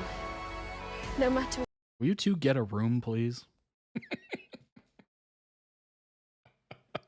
Oh my god. to where the universe takes us next. And I'm well aware that I'm the luckiest man on any planet. Dang. I think I remember what we're fighting for. He said, our I love can't is wait for our galactic. next adventure. That's what he just said. Building a family together. There's a lot more yelling than I expected. Yeah, they're happily ever after. Why proclaim love if you don't scream it, you know? You might as well yell it at the person. I love you forever. You're the greatest. That's beautiful. That is very beautiful. Excellent edit. I'm going to go ahead and throw that some love. Link down below in the YouTube description for the original edit. You can also throw it some love as well. Check out the channel. Obviously, there might be other edits that you enjoy, which is awesome. I definitely remember a few comments under videos in the past where they were thanking me for providing the link down below in the YouTube description so they can check out the channel, and they really enjoyed it and they subscribed, which is awesome. That's super cool. So always check those out. I'm assuming if you like the edit, chances are they have more edits like that. So check it out. Obviously, they put a lot of work into this stuff, and I appreciate it greatly. Wow, that was a lot of love, which, you know, depending on your situation, you either enjoy sometimes or you just, at other times, you just cringe at it and you're like, ooh, okay, that's enough. So just depends on the time of day and maybe your situation, but I thought it was beautifully done. Leo Fitz, quote, there's always risks involved in science. That doesn't mean that we don't pursue it anyway. Former S.H.I.E.L.D. agent and scientist, a genius engineer. He's one of the youngest and most prominent members of S.H.I.E.L.D's Sci-Tech division. Inseparable from his research partner and friend and later wife, Gemma Simmons. He, along with Simmons, was recruited to Phil Coulson's team, and worked with them on all their missions. While on the team, Fitz became good friends with Grant, Ward, and Shyy. Fitz was an active participant in hunting for John Garrett and the rest of the Centipede Project. As time progressed, Fitz's condition seemed to get better with help and support from his fellow S.H.I.E.L.D. colleagues rebuilding it. Oh, brain damage due to prolonged time without oxygen after being dropped into the Atlantic Ocean. Yikes. Slowly regaining his skills, Fitz was able to get back into doing active field and lab work, under Coulson's supervision. Played an important role in the conflicts with Robert Gonzalez's S.H.I.E.L.D. faction. I almost said fan fiction. Oh, God. Oh, God. This stream is rubbing off on me. After Simmons was swallowed by the monolith, Fitz has studied the monolith for months, and with S.H.I.E.L.D's help, he went through a portal to Maveth and rescued her. Fitz helped Simmons research a way back to the planet, but their work attracted the attention of Hydra, who forced Fitz to go back to the planet to bring the insidious Inhuman Hive back to Earth. Wow, that's a lot. That is a lot. You okay there? Honestly, I don't know. A lot of love screams. Yes, indeed. Lots of love screams, big moments of love, proclamations and all that stuff. You gotta love it. The steps you don't. Wow, let's get my reading. Come on, focus. Quote, the steps you take don't need to be big. They just need to take you in the right direction. Actually a great quote. Holy crap. That's actually very good. That'd be good on like a post-it or a shirt or something. Dr. Gemma Simmons, PhD, genius biochemist, and was one of the youngest and most prominent members of S.H.I.E.L.D's research division, along with Leo Fitz, of course, as we just read. Let's write that down. Yeah, exactly. Active participant in hunting John Garrett. Despite the events surrounding the battle at Cybertech and Fitz's severe injury, Simmons stayed with the team to help rebuild S.H.I.E.L.D. as Nick Fury requested.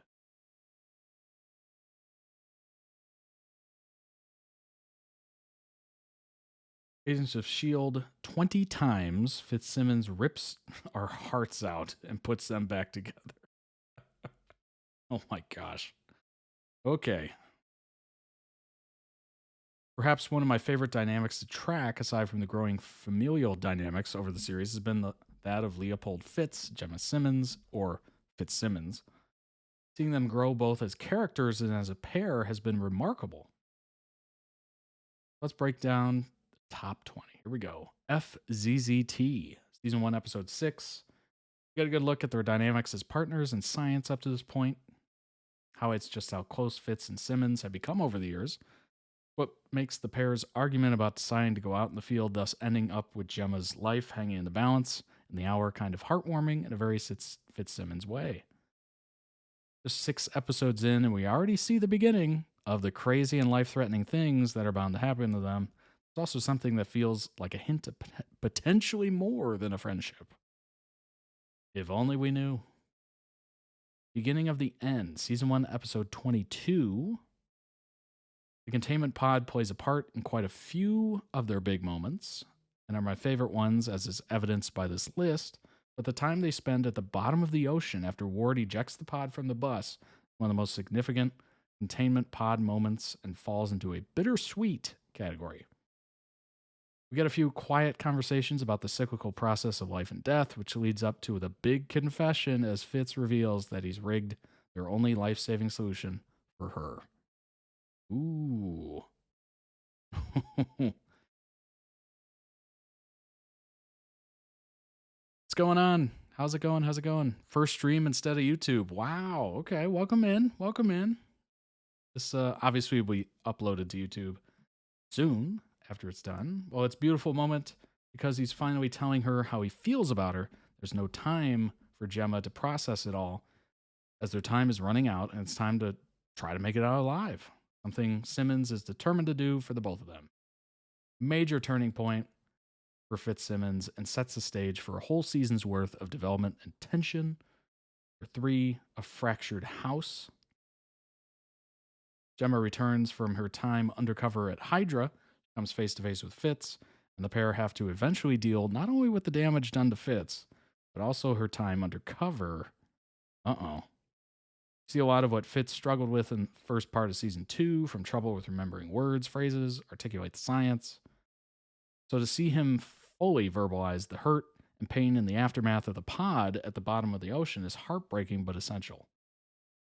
They aren't on the same page, which is honestly painful considering how close they were in the show's first season. Yikes. Number 4, SOS Part 2. Pair of moments during the season 2 finale that simultaneously was hopeful about Fitzsimmons' future while also adding another obstacle in the way. Seeing Gemma bringing up what Fitz said at the bottom of the ocean for it to be revisited post-mission is a very adorable way, as Fitz asks her to dinner. It is a short-lived moment for joy for the two before she gets sucked into the monolith. Ooh. Talk about a good time completely interrupted. Oh my gosh. One of those, they were so close moments and the catalyst for plenty of the trauma for not only Fitzsimmons, but the entire team. Purpose in the Machine, Season 3, Episode 2. Both Fitz and Simmons have gone to some extraordinary lengths to save each other throughout the series, but Fitz's plan to blindly jumping through the monolith to save Gemma is just the beginning of the escalation in their rescue strategies. Fitz going for it is so beautiful to see and builds on the changes we've seen in him since Season 2 began. It's also wonderful to see them back together on the same planet, sharing the same space, not to mention the joyful smile and sought out comfort the pair find with each other. Oh, here we go. Here we go. This is a big one. This is a big one. Many Heads, One Tail, Season 3, Episode 8. Perhaps some of the best Fitzsimmons angst in the face of saving Gemma from the Mavith and learning about Will. Tensions run high during their research into a potential rescue mission. The breaking point comes after Gemma pleads with Fitz. The conversation as a result is filled with frustration, heartbreak, pent-up feelings, a deliciously painful declaration, and a diagnosis of what their problem is. Fitz says, quote, "I can't hate him. He's great. Why else would he fall for him? Why else would you fall for him? He did everything right." And Gemma said, "And you dove through a hole in the universe for me." The pair acknowledge everything that's keeping them apart and the careful maneuvering around each other so not upset each other. The delicate balance struck since her return, but perhaps the most significant moment for the pair is their very first kiss, coming as the heated conversation ends with a question and a painful answer. Fitz, we're cursed. Considering the pair's journey together, both by each other's sides, torn apart, it feels like an appropriate description at times. That's a big one. That is definitely a big one. Let's see. I'm not going to go through all 20. Otherwise, we will be here for 6 hours. But let's kind of skip through here and see if anything stands out. Who needs space? Because I've got something magnificent. Oh, okay. Whoa. They realize that 10 years is a long enough time to wait and share a second kiss with the build-up that only Fitzsimmons can play. Quiet moment between the pair filled with sweetness and giddiness that makes the moment so light and funny as Gemma tells Fitz that now is the time, and Fitz jokes in turn about space and what he's got right in front of him. That's funny.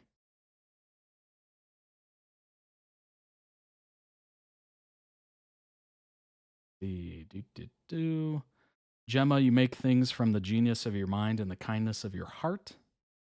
It echoes sentiments the rest of the team have mentioned throughout the series, and it's lovely.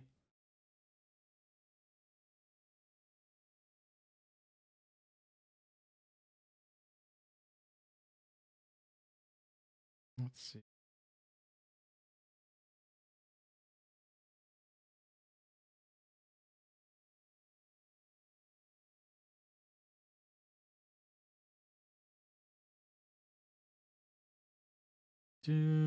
Not seeing anything jumping out at me.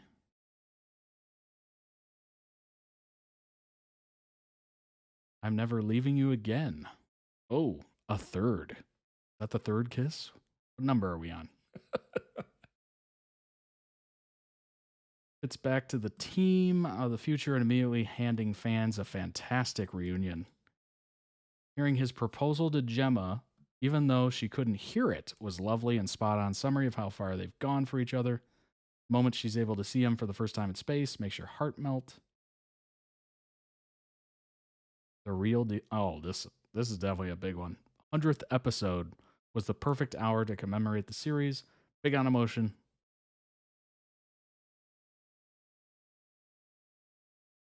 With the news of time running out for Coulson, it was lovely that the bright spot for everyone was the Fitzsimmons wedding. After 4 years of seeing them grow as individuals, and together countless separation, space, and time getting in the way, Fitz and Simmons made their way down the aisle in front of most of their team. The fact that it's in the depths of the White House, but still in the open air with a picturesque backdrop, I would say so, really emphasizes the point. The vows are sweet. Agreed. Coulson's words as he's officiating is solidly heartwarming. Just feels like such a hard-earned moment for Fitzsimmons, and only a brief respite as more pain follows them for the remainder of the series. Oh, gosh. Yeah, that's not surprising. Marvel's Agents of S.H.I.E.L.'s Fitzsimmons is the greatest love story in the MCU.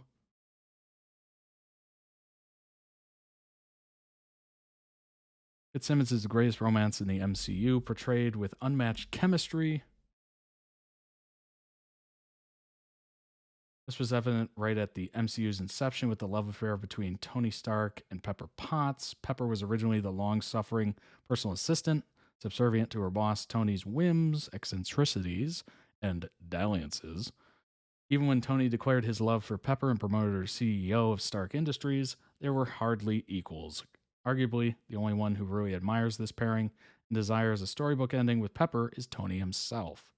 This is the foundational romance of the MCU. The rest of the Marvel movie pairings aren't any more inspiring, save perhaps for the fleeting and doomed World War II romance between Steve Rogers and Peggy Carter, of course, trying to get that dance. But he got it. He got the dance, and much more, as we found out.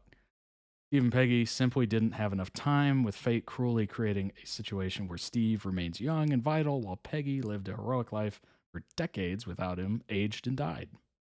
Though they briefly and sweetly reunited, as consolation, Steve has sparked a romance with Peggy's much, much younger niece, Sharon Carter, but even they have been kept apart as a result of the Avengers Civil War. In terms of other major MCU romances, Thor and Jane Foster started off strong, but went kaput. Fans really did not care for Joss Whedon's attempt to romantically pair Natasha and Bruce Banner, nor is anyone particularly rooting for Christine Palmer to end up with Dr. Stephen Strange. Yeah, no. Jury's out on Scott Lang and Hope Van Dyne. Yeah, no. That's one thing I don't think Marvel's very good at, romances. Not very good.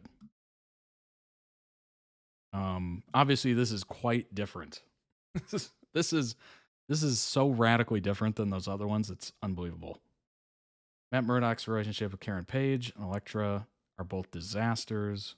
Yeah. Comic book marriage between Jessica Jones and Luke Cage hasn't materialized. Yeah, not great. Not great. In regards to Marvel romance, Fitzsimmons is the pinnacle. Yeah, I haven't even seen Fitzsimmons like thoroughly, and I would totally agree with that. Just from what I've seen in these edits, leaps and bounds. They're a team within a year, or excuse me, they're a team within a team, two peas in a pod. So much so that Coulson coined the name and introduced them as Fitzsimmons. That's hilarious. In the show, they were paired. That's funny.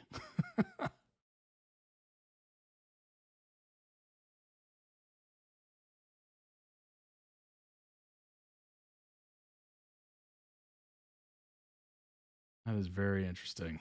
Yeah, I would say easily takes a couple of the MCU. Took me a while that Pepper was Tony's lover, not a condiment. That's funny. Got confused when you said Pepper. Pepper Potts. They should stick to the action. Yeah, agreed. Alrighty. That was interesting. Very good. Excellent edit, of course. I have no qualms about them being the pinnacle of Marvel romances. Because Marvel is not very good at doing romances, which kind of makes sense, I suppose. Action first, as we can say. But yeah, kind of interesting there. Obviously, they work well together. The fact that they got a wedding and they finally, it's one of those things that got paid off. Like if you were a fan and you were invested and you're like, come on, get together. Eventually you got it, which doesn't happen often. Very often these shows get canceled or they just don't do it for some reason. So at least you got the wedding. Most of the time, it just doesn't seem like we get it. Next on the list is Tess Buchanan from One Life to Live. This is called Look What You Made Me Do. Is this a Taylor Swift song? Gotta be, right? It is. Karaoke version. Interesting. No idea what that's going to sound like. But this is just going to be some random person standing up at a bar singing it. That'd be kind of cool, honestly. But let's go ahead and shift over to that. Here we go. I'm trying to think. Have I done many One Life to Live reactions? I don't think so. I do remember Tess, I think. So maybe one. So this would be interesting. I have no idea what this version of the song is. And I'd like to thank the Academy and all the little people that helped me get me where I am.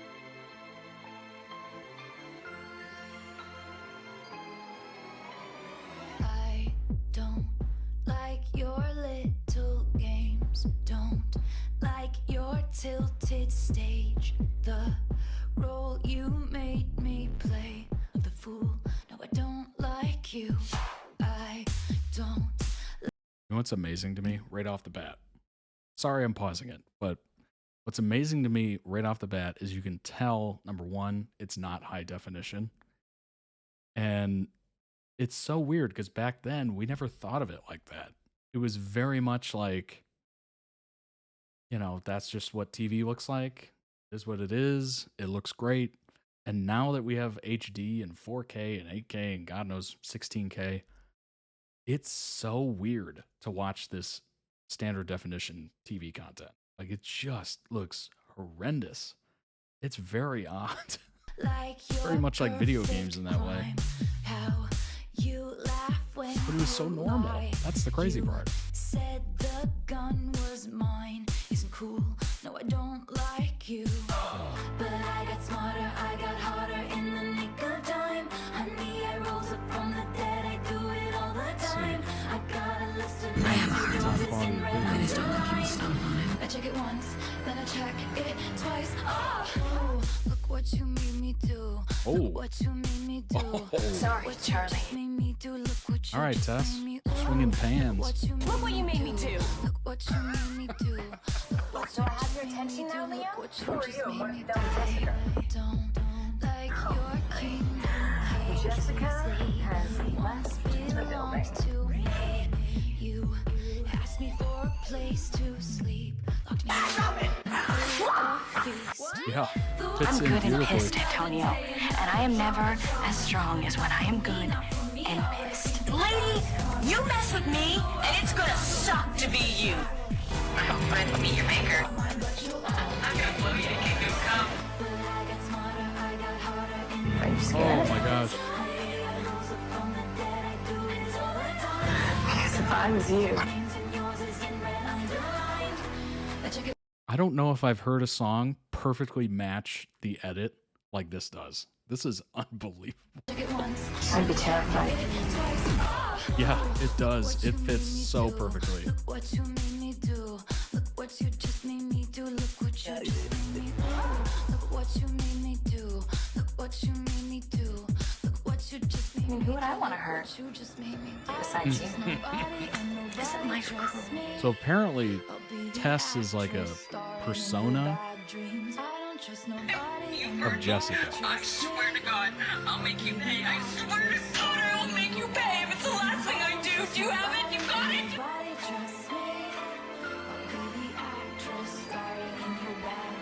I didn't want Everyone knows I'm right there. Thank you. Jessica, how dumb are you? I'm Tess. What's going on, Jessica? I'm sorry, the old Taylor can't come to the phone right now. My name's Tess. Oh, because she's dead. That is so perfect. Look what you made me do. Look what you just made me do. Look what you just made me do. Look what you made me do. Look what you made me do. Look what you just made me do. Look what you just made me do. Look what you made me do. Look what you made me do. Look what you just made me do. Yeah, telenovela villain. Yeah. Look what you made me do. Say goodbye, Natalie. Look what you just made me do. Look what you just made me do. Oh my, did Taylor Swift watch this and was just like, I'm gonna make the perfect song for this show? That is unbelievable. Number one, great edit, perfect song choice, perfection. This only has 617 views. That deserves way more. I'm gonna go ahead and throw it a link down below in the YouTube description for the original video. Go throw it some love. Check it out. Check out the channel. Hopefully there's more edits just as perfect as that. Wow. Good grief. That was something. We're going to look into some more information on Tess, aka Jessica. Good grief. Wow. That was so much better than I originally thought that was going to be. I had no idea what to expect. I thought it was, probably just going to be kind of a standard love story, soap opera kind of thing, telenovela kind of thing. That was radically different, and I loved it. I loved it. Good grief. Wow. They nailed that. Excellent.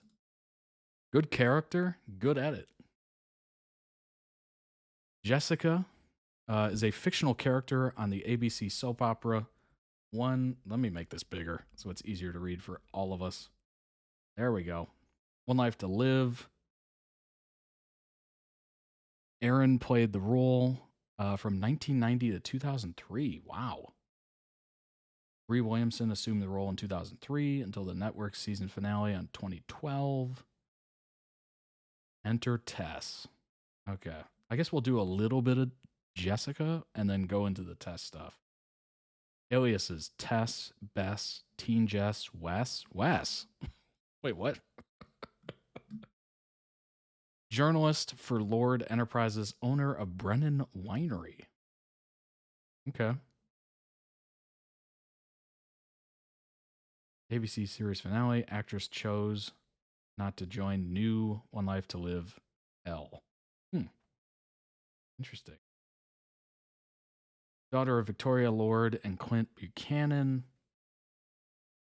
Soon kidnapped by the mentally unstable Allison Perkins on instructions from her real father and Vicky's nemesis, Mitch Lawrence, putting on a red wig and flashy dress, look like Vicky's former alternate personality, Nikki Smith. Allison sneaks into Vicky's mansion and takes Jessica while Vicky is asleep. As the search for Jessica commences, Vicky denies the suggestion that she had stolen the child. Maria Roberts, the old flame of Clint's, had already been plotting to separate Vicky and Clint, take him for himself. Good grief. Good grief. Oh, gosh. You can tell it's a soap opera because that storyline is wild. Wild.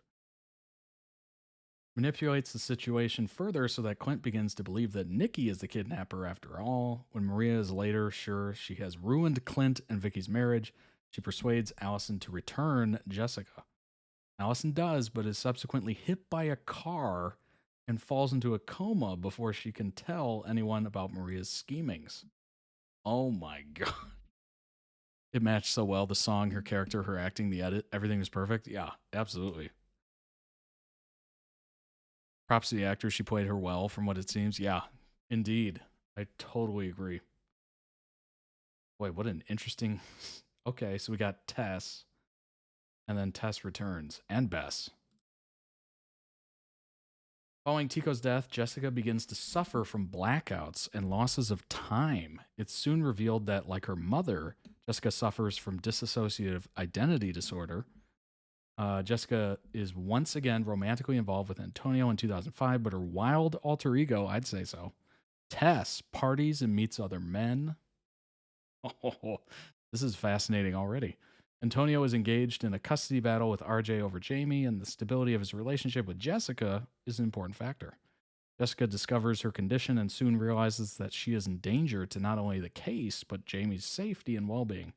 Quietly checks herself into a sanitarium to get treatment to integrate her personalities, but soon Tess emerges and plots to escape. Wow. Good grief. Tess incites a huge argument with Todd. Okay. That causes Vicky to have a heart attack. She survives, but Tess escapes to New York City. Yeah, apparently. You know, me and Jessica go way back. But then I left when Tess came around. No wonder it seems like a telenovela. Yeah, exactly. Tess steals a car belonging to Nash through frustrated by her attitude and troublemaking. Nash finds himself attracted to her. Oh God. She stole your car, and he's just like, "Hey, how you doing?" He saves Tess from a would-be violent intimate moment person. No, violent intimate person, I guess we'll say for that. Censoring due to everything. And realizing she has nowhere to go but will not admit it, takes her into his home. The icy Tess warms to Nash, telling him that the Jessica she blames for ruining her life is her dead twin sister. Todd tracks Tess down, but is thrown off the trail by a protective Nash. Wait, what? That's definitely a telenovela way to fall in love. Yeah, that definitely sounds like it. Love at first sight is the main thing. Yeah, certainly. Nash follows and whisks Tess off to his Napa Valley winery. During a few instances she is in control, Jessica manages to send Antonio clues to her whereabouts. He finds her and brings her back to Landview. Nash follows, he and Vicky finding out about Jessica's condition. Jessica is soon revealed to be pregnant. Hello. It's like something crazy is happening every 2 seconds. In love with conflicting parts of the same woman. Antonio and Nash are at odds. Jessica's getting treatment, but Tess is still not under control. Let's see here. Jessica and Tess are fully integrated in August. Jessica and Antonio become engaged. Soon after the marriage in 2007, Jessica begins to develop feelings for Nash. Post-wedding? Come on now. Who has let go of his love for Tess, but finds himself also falling for Jessica, who is the same physical person, different mentality, ego, persona, whatever. They fight the attraction. Jessica soon realizes she is in love with Nash, but wants to be loyal to Antonio. Gosh, I feel terrible for Antonio right now.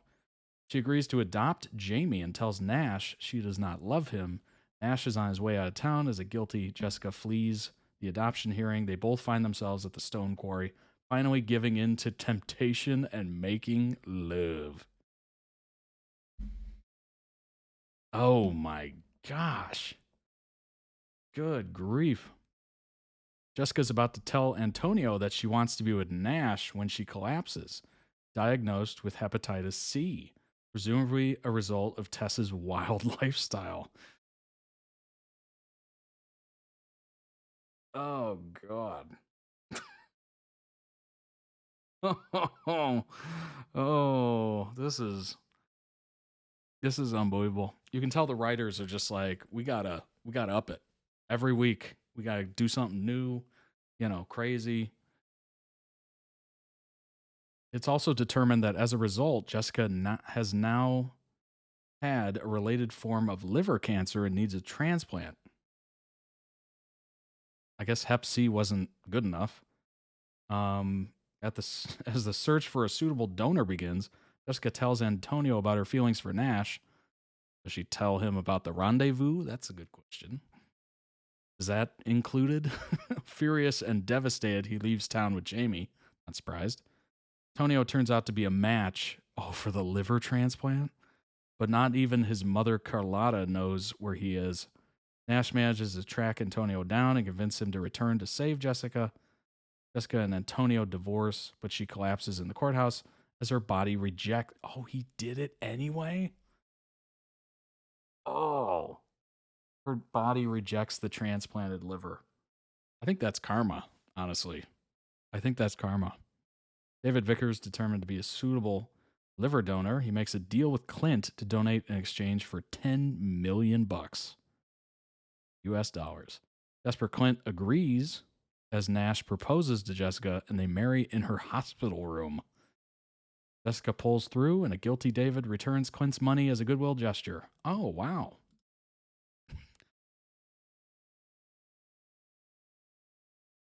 David must have a lot of money to give back $10 million. That seems interesting. You gotta have 10 million to give away 10 million. There's no chance. No chance. Good grief. All right, Tess returns. Jessica explodes at Naoui and Jared when they appear at Nash's funeral. What? Oh my gosh. Jessica relapses and Tess comes back, baby. Seeking revenge on Jared and Naoui, Tess makes multiple failed attempts to kill them. Wow.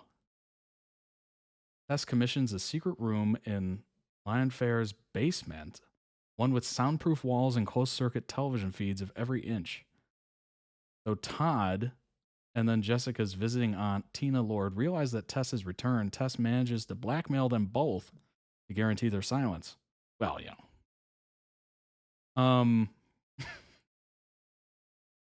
After drugging Naoui, Tess imprisons her in the newly built secret room. Trapped and forced to watch the goings-on via hidden cameras, Naoui is horrified as Tess begins her campaign of deceit to convince Jared that his beloved has left him and Landview. I'm saying that wrong. Good grief.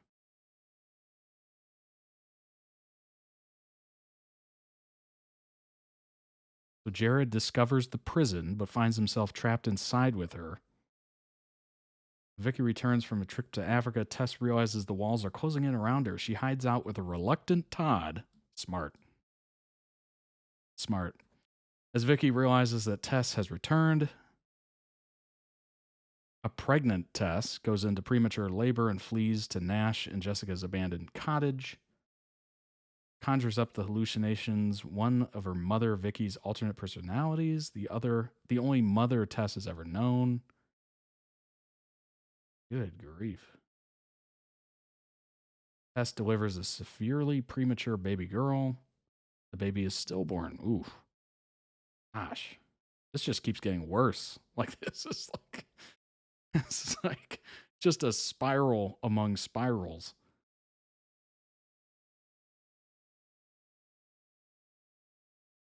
Oh my God. I don't even know where this is going. Like, where else could this go other than Jess and Tess dying or something?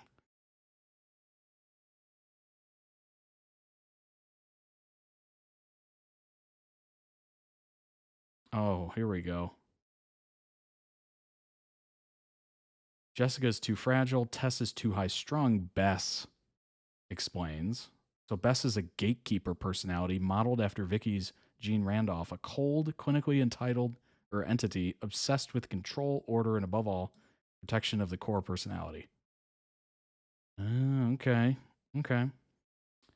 Jessica checks herself into the sanatorium for treatment again. Trauma unresolved. Tess suspects that something is amiss.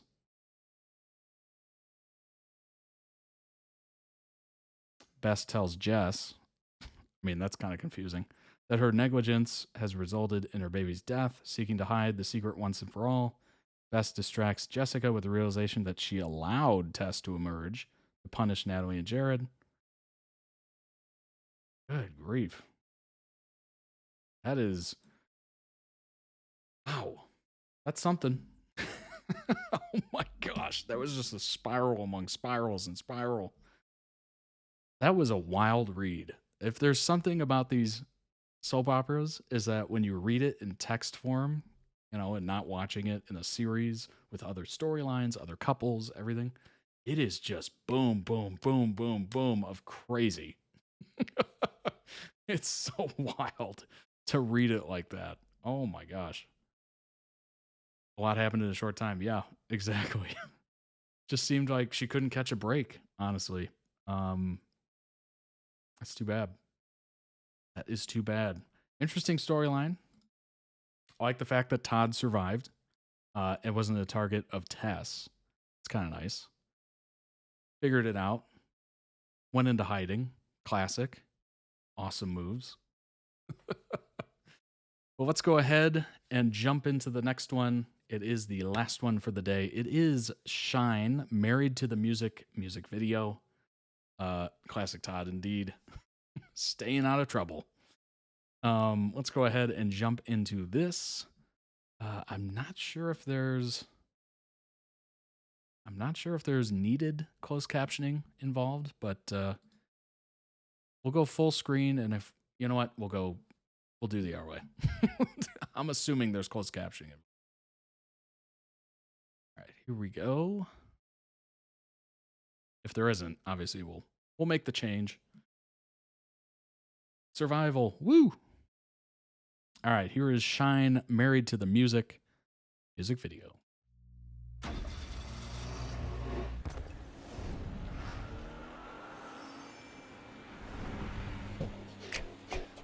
Yeah. Wait up, girl. Hold on. So listen, baby. 하얀 하이에 살짝 가린 laces, girl, beautiful lady.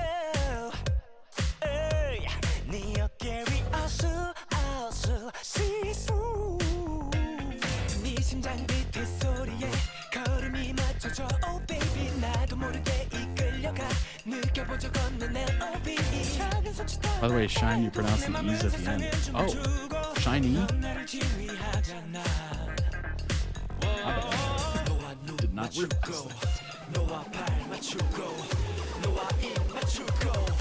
that. I'm married to the music. This is an interesting video.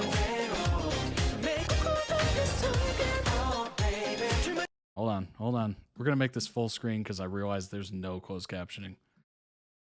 To make it a better viewing experience. There we go. The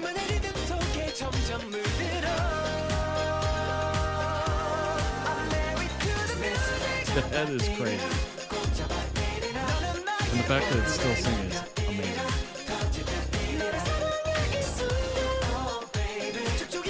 This video is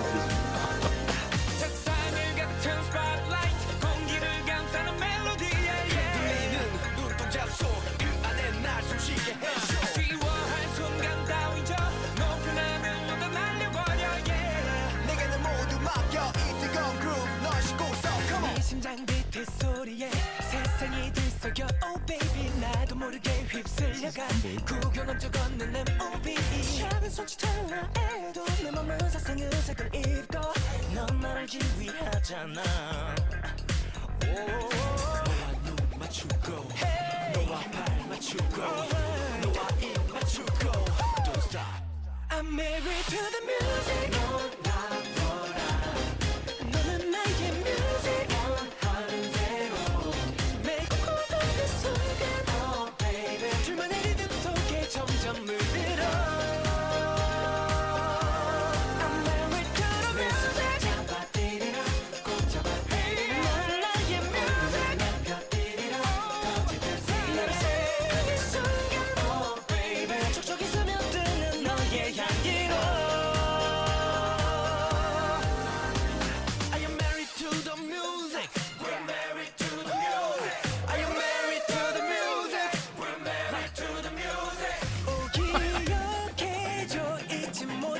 Oh my god. This video is unhinged, and I absolutely love it.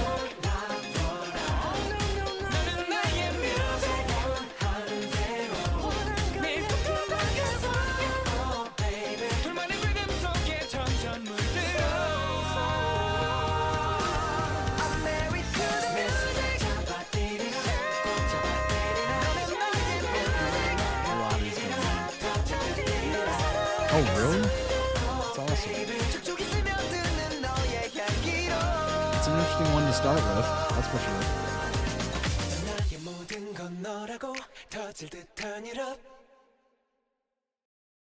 Oh. Amazing. That's a heck of a video to start with. Oh my gosh. Let me go ahead and throw some love on that. Link down below in the YouTube description for the original video. Go throw out some much deserved love. That has almost 21 million views. It was posted in 2015, as you can see. Wow. That is the Japanese version, by the way. That is unhinged, like I said. But I love it. I'm very much in the camp where if you're putting out a music video, you should make it interesting. Like, you should make it visually interesting, whatever direction you want to take it. It should add something to the song, whether it's context, whether it's just a bizarre thing that gets people talking. Like, that would get people talking because it is crazy. That was very, very nicely done. Wow. Ay, ay, ay. Let's go ahead and bring up some information on SHINee. K-pop music videos are no joke. Yeah, honestly, I've definitely realized that. I love the fact that they're adding to it. It's not just some boring, bland, just basically lip singing of the song. Nothing crazy happens or interesting happens. It's just is what it is. At that point, it's like, why even do it? You got to make something that people will talk about. That way it, pushes the song further and further into the zeitgeist. But it says right there. I could have looked at it right there. SHINee. SHINee. South Korean boy band formed by SM Entertainment in 2008. The group originally consisted of 5 members until the latter died in 2017. Oh yeah, that's right. Jonghyun. The group's musical impact in their native country has earned them numerous accolades and the title of Princes of K-pop. Debuted in 2008. Group gained attention for starting a fashion trend amongst students, which the media dubbed the SHINee trend. Interesting.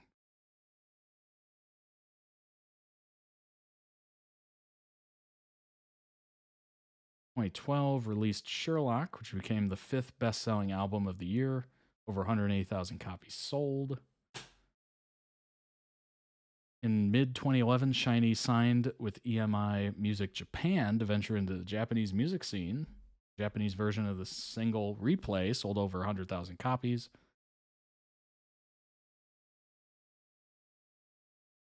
SHINee is considered to be one of the best live vocal groups in K-pop and is known for their highly synchronized and complex dance routines and been awarded the Best Dance Performance Award at the Mnet Asian Music Awards 3 times in a row. Wow. Honestly, if you can do dance routines and sing live, you, number one, have incredible cardio. But that takes a lot of diaphragm, strength, conditioning, etc. Your lungs have to be good enough to be able to handle all that. Like, that takes so much control. I don't know if you saw Usher's performance at the Super Bowl this past year. It was mostly dancing, and when he did sing, he sounded completely out of breath. Like, it was just too much.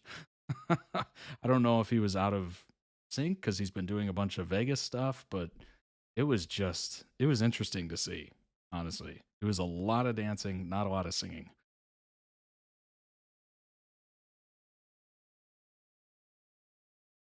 So now there's 4 members instead of 5 members. SM is an entertainment. That its groups are known to have one of the best vocals in the K-pop industry. That's awesome. That's very cool. Very, very cool. Obviously very sad that one of the members died.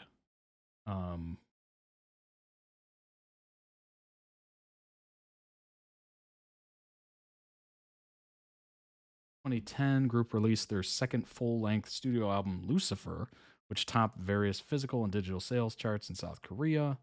Songs in the album, quote, were more carefully selected than ever, and the album is said to give listeners a great chance to experience the diverse musical characters, more mature vocal skills of the members.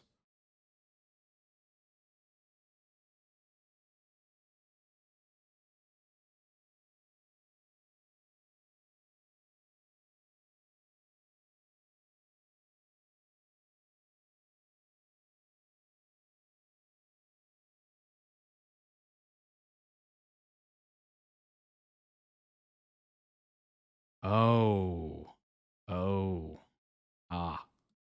Yikes. That's too bad. That is too bad.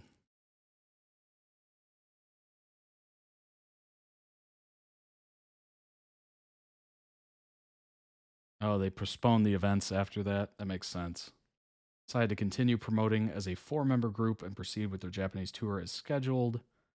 March 26, released their Japanese single, From Now On, posthumously featuring Jong Yoon, and shortly after, the group released their first Japanese compilation.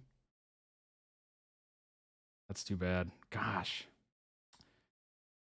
Onu applied and enlisted for his mandatory military service in December 2018. It was announced in early 2019 that both Key and Minho would be enlisting in the first half of the year.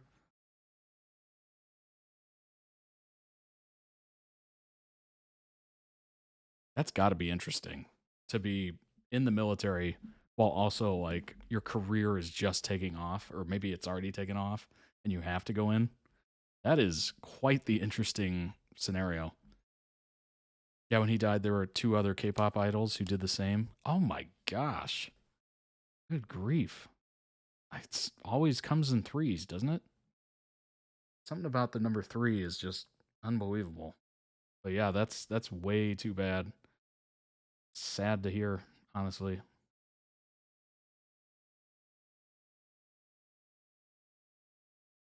See that cut short. That's terrible. Known for their fashion style, high-top sneakers, skinny jeans, and colorful sweaters.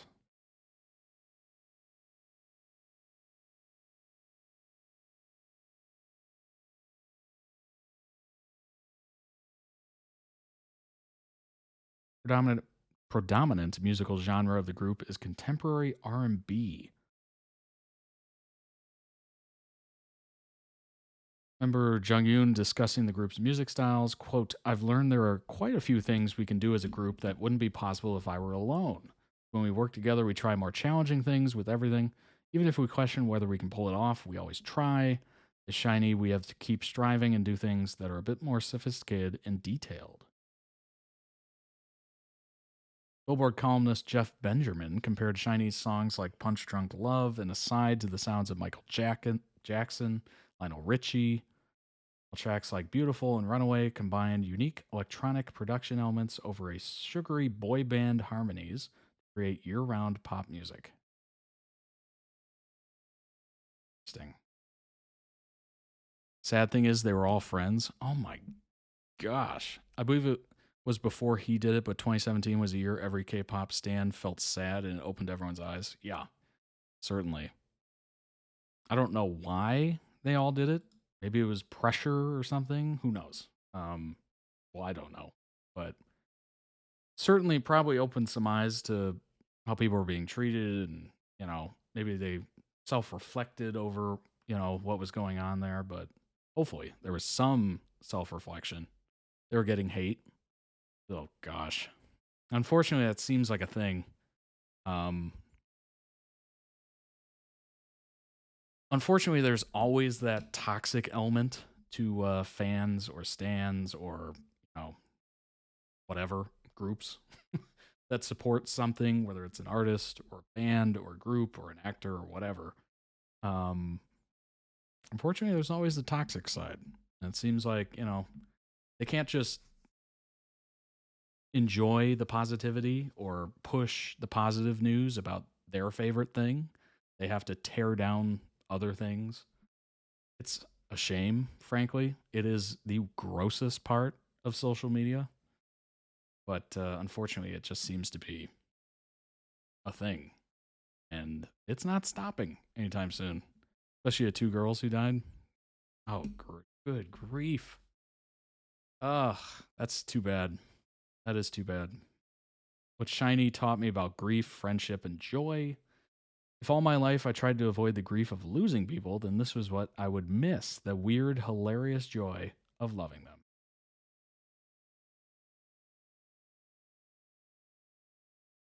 This article contains discussion of ending oneself. Heads up.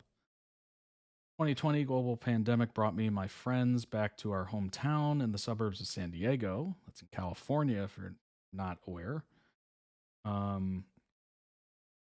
Messaged our group chat as we rewatched sitcoms from 2014, picked up gaming, or fell back into K-pop like I did by the summer.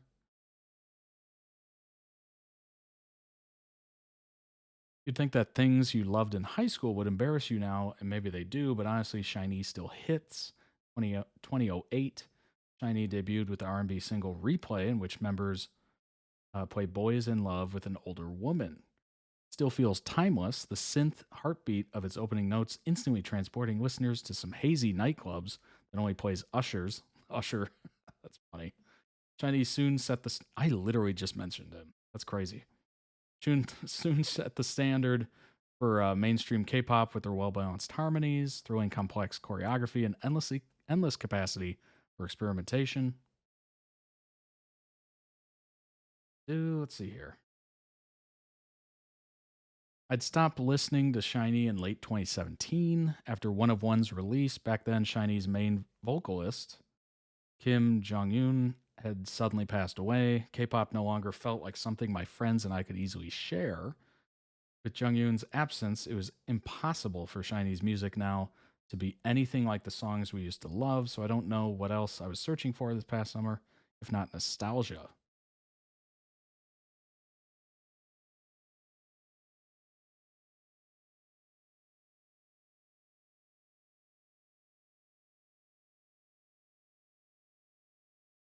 When asked about SHINee's relationships on a talk show once, Jung-yoon caused a small stir by saying that the members were simply brought together by SM Entertainment to work in his too honest way. Well, I mean, yeah, technically, that's what it is, right? You sign a contract, it's a business transaction, you are together to work.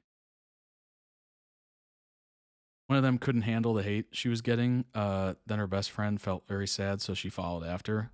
Then I believe he died, which was the final straw. There's a video of the members attending his funeral and also some other idols, mostly from SM Entertainment Company. They're all sad and crying. It was totally devastating. Oh my gosh. Yeah, that is unfortunate for sure. That is definitely an aspect of stan or fan culture that needs to end. Good grief. If you're actively spending time to write hate on somebody else's,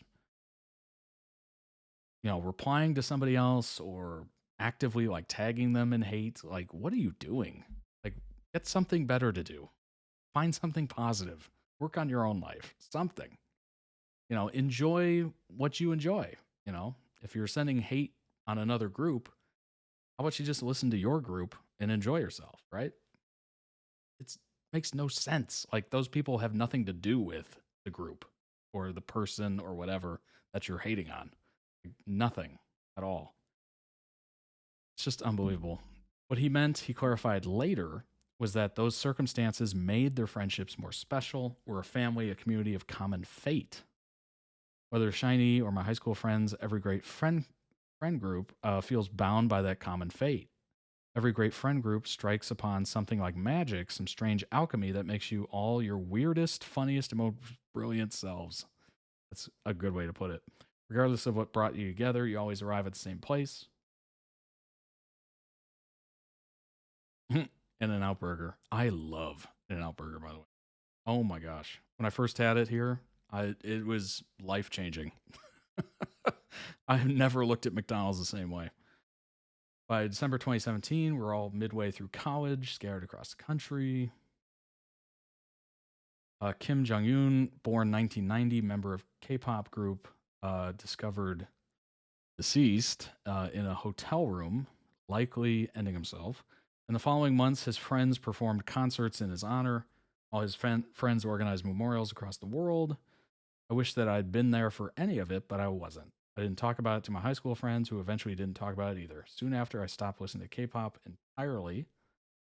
I thought that letting go of SHINee was just another byproduct of outgrowing my younger self. Now I wonder if it was that I wasn't ready to grieve. I mean, as someone who has grieved somewhat recently, within a year or so, you're never quite understanding of it until you go through it. Personally, I mean, you can wish somebody well or condolences that may lose somebody, or something like that. Not really related to it. Maybe it's just kind of a side thing or something, or maybe it's a distant relative that you maybe met once or twice, or it's not quite the same. Once it really impacts you and it hits hard to your everyday life, it is something else. It overcomes you. It's not something you can avoid. Like, real grief is in your face 24/7, relentless. So there's no way to really run from it. So I wouldn't say this is actual grief. Maybe it's distant grief. But it's not like immediate, in your face, months on end, years on end, just soul crushing. But yeah, it definitely seems like this person was certainly trying to avoid the fact that this had happened, and maybe like just letting go of the genre or the group or whatever was a good way to just kind of, push it away, kind of thing. But oof, maybe growing up is just an accumulation of grief anyway. I mean, kind of. Whether that grief is for the abrupt, unexplainable deaths of others or the slow erosion of all your younger selves, the more you understand how lonely and difficult the world is, the more you miss the days you still took joy for granted. Mostly you miss your friends, the earnesty of your obsessions, the easy feeling of your love. Yeah, I suppose. The fact that other idols weren't able to grieve because they had to work, yeah, that's terrible. I too had to step away from K-pop following his passing. It's too bad. After he died, K-pop never felt the same. I cried a lot for him, even though I didn't know him much. I think that what's got me watching Breakdown. Oh my gosh. High Breakdown stage. Jeez, that is devastating. The SHINee's main vocal, it's always difficult when the main vocalist goes down. Always. Whether old age, whatever. It's difficult. Like Chester Bennington, Linkin Park certainly has been in the news. They got a new lead singer. It ain't the same. Like, it's not Linkin Park. It's something else. I wish they had changed the name, frankly, to something else, because it's just not the same spirit. It's not the same voice that we all grown accustomed to. I really wish they changed the name to something else. It's a different project entirely. I really liked what, Dave Grohl did with Nirvana. As soon as Kurt Cobain went, they got rid of it. It's over. That chapter's closed. You have all the music to enjoy from here on out. But then he started the Foo Fighters, totally different project, and moved on. I wish Linkin Park would just change the frickin' name. But it's devastating when you lose the main vocalist. Whether it's a group of like 8 and there's just one main voice that's on every song or whatever, or it's, a group of 1 or a group of 2 or a group of 3. Whoever's singing the most, it is devastating. He felt music with his entire being, the earnest passion of his ballads, the bright punch of SHINee's dance members. SHINee's members always teased Jonghyun for first being the first to cry in their concerts, but fans admired his love of his craft. It was the love that he had to fight for as one of the few K-pop idols to write and produce his own songs. Wow. Helped him to subvert the rigid expectations of the industry. Adored funk and soul and R&B as much as K-pop.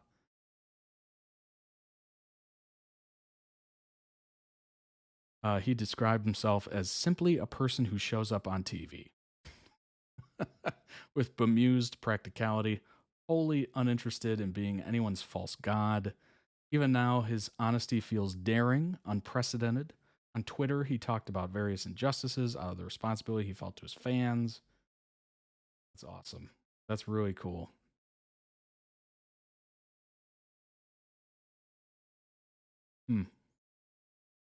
Quote, when time passes and I look back at my youth, how embarrassing would it be if I hadn't even taken an interest in the contradictions of the world and hadn't made any effort to say things to right its wrongs. My friends and I thought K-pop was a way to escape from our lives, but Jonghyun knew that there were things in this world that refused to disappear.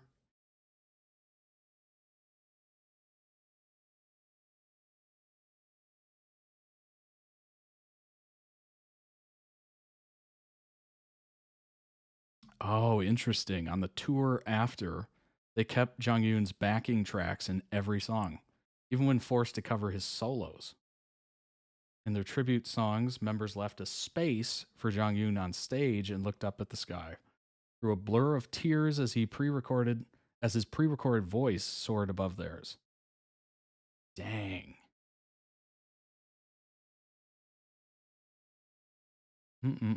That's lovely. That is lovely. Recently, one of the idols actually did it too. No one was expecting his death, and his sister is also an idol, so his members take care of her in his absence now. Good grief. What is going on with the idols? I mean, at some point, the industry's got to look at itself, right? And kind of take stock in what's happening. Try to come up with a solution to it. Or is it one of those things where it's just like, it happens?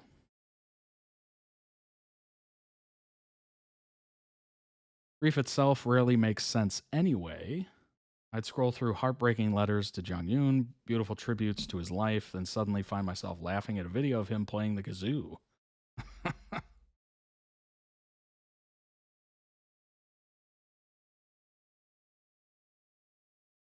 Gaping hole will always be there. I figure it's better to still feel it than to feel nothing at all.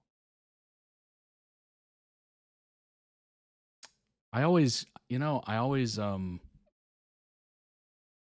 come back to this. Let me see if I can pull it up. I don't think it's going to get blocked, but maybe. We'll see. Go ahead and bring this.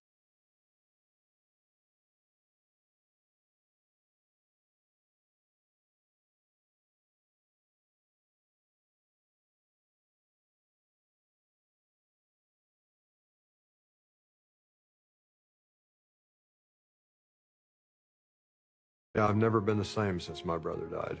There's a melancholy in me that never goes away. I'm 50% happy and 50% sad at any given moment. And the only advice I can give people for when you lose someone like that is you won't ever get over it. And the more you know that and embrace it, the better off you are. I don't want to forget my brother, and I don't want to forget what it felt like when he died, because he deserves it. That's how important he was to me.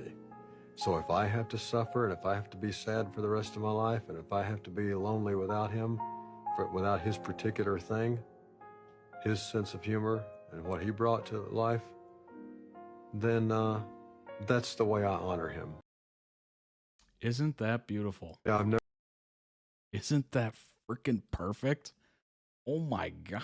The first time I heard that, I was like, that is such an interesting perspective that I've never heard before. And it is so perfect. Good grief. I heard that and I was just floored, because most people just say, oh, time heals all wounds. And that's kind of like it. But that is interesting.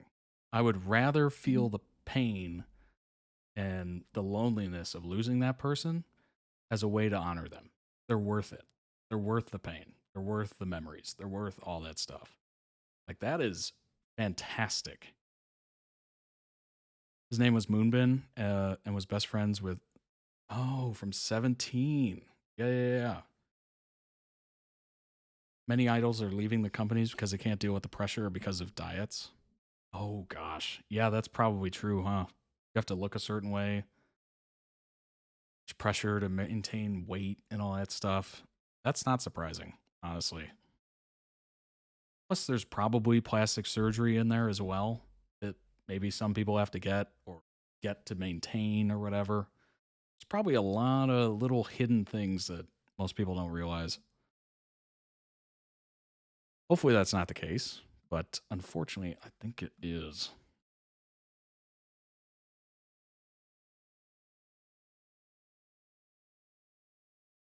If all my life I tried to avoid the grief of losing people, then this was what I would miss, the weird, hilarious joy of loving them.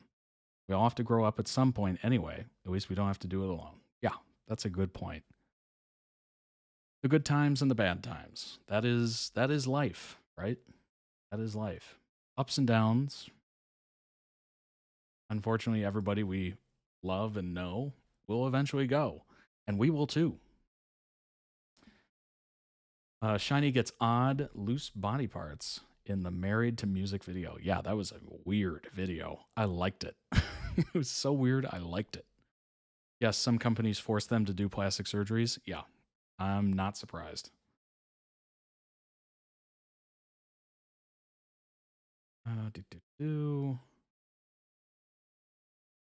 No, I will not sign up.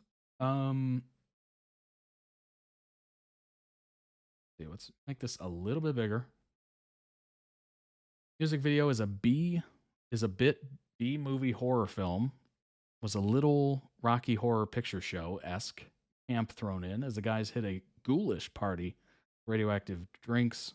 Wheel a faceless woman finds a way to steal the guy's body parts by throwing a knife through Key's neck, stealing Jung-Yoon's lips through a kiss and such. That was a fascinating video. Actually, that video came out August 5th, so I'm assuming maybe it was a little inspired by Halloween, maybe? I don't know. But it seemed like the perfect timing for it. All international fans may gawk that it's a bit early for Halloween. There you go.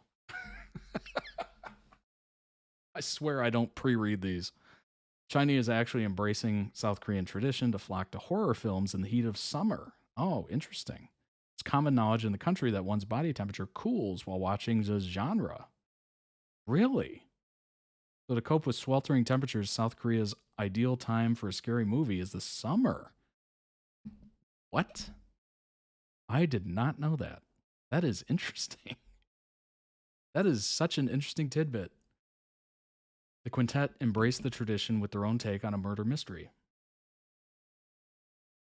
Yeah, I'm definitely sure. I don't pre-read these. As much as I probably should. Maybe. SHINee's Married to the Music video analysis.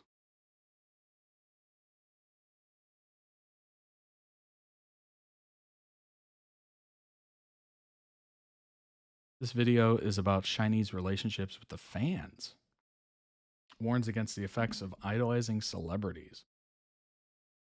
Bride's face is never seen. Because she has no specific identity, she can adapt every identity. She is every girl who ever picked a bias or fantasized about some heinous scenario in which she'd finally meet Oppa. She is every girl who stayed up late perfectly constructing her fanfic. She's one of us. The bride is who we might become if we don't draw the line between fantasy and reality. Okay, so the bride is basically all the toxic fans, if you will. What's going on, Yoshi? If you would like to, you can head on over to toddreacts.com and check out the memberships. Should see it there.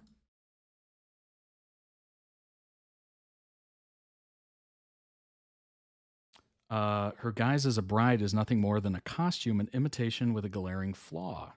She is like a child playing pretend. Just as the bride wears this costume, SHINee is subject to several costume changes. First thing we see in the video is the above phrase, marriage is a slow death. This mirrors the relationship fans as idols constantly work to improve themselves for new releases and new events, working to meet fan demand, slowly draining them. Take note, they're dressed in Hawaiian shirts, and Key has a lei around his neck. This is indicative of a honeymoon trip.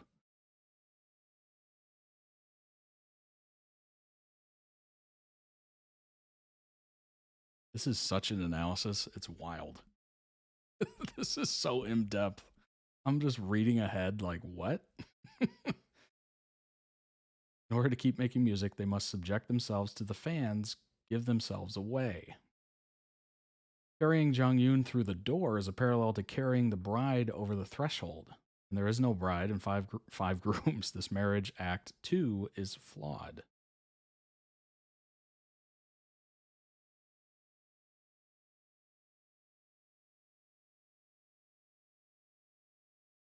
The party itself is a reference to wedding festivities.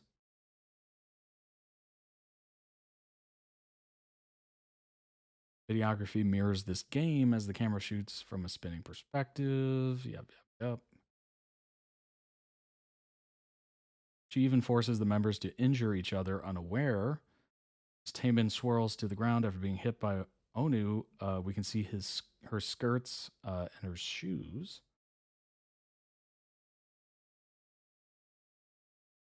Boy, this is a really interesting take on super fans, I would say.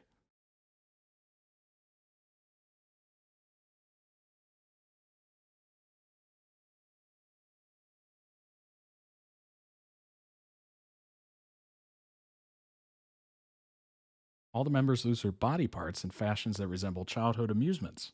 Blowing out a birthday cake candles, a piñata, literal game of I got your nose. Finally, we see the bride alone in the room, sitting on her bed, cutting out pieces of faces from pictures. As she sits and cuts out the body parts they lose, donated to her ideal image. Even though the members are not expressly there, they're only in photographs, they're still subject to her whims and ideals. This is the same for fans. By picking and choosing which parts of them she likes, she's brutalizing them. Might as well be physically mutilating them. Boy, that's a harsh take. Taemin is a very famous idol, by the way. He's known for his dance and very popular soloist. Nice. In the end, all the members lay passed out around in her room. Sits peacefully, content amidst the carnage. Her groom is complete with all the pieces she stole from them. Her human collage.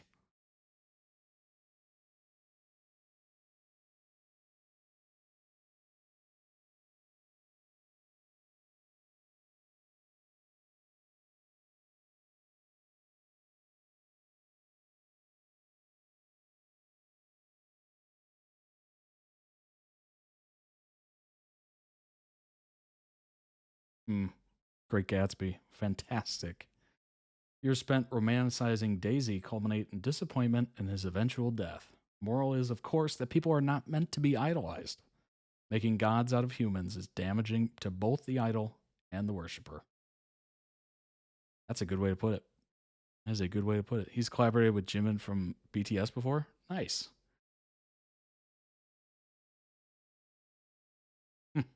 Yeah, The Great Gatsby. The original's good. The remake is good with Leonardo DiCaprio. Thought that was fantastic. Tobey Maguire as well. Old sport. But yeah, amazing music video. Creepy, odd, disturbing, good. Honestly, it was good. It was something that would make you remember the song and remember the video too, which is interesting. In my opinion, that's what you should want out of a music video. It should be so good or so weird or so odd or so perfect that you think about it, you talk about it, share it with other people. That gets people listening to your music. That might introduce people to your band or group or whatever. yeah, it is just so complimentary to the point where you would actively talk about it. You seen this music video? It's crazy. Yeah, like body parts going everywhere, and you know, it's weird. Like there's vomiting confetti. Like what is happening? And then you show it to somebody, they're introduced. Maybe they like the song. Maybe they start listening to the band. It's just word of mouth, honestly. Amazing marketing and art. Which I would argue art is a marketing thing.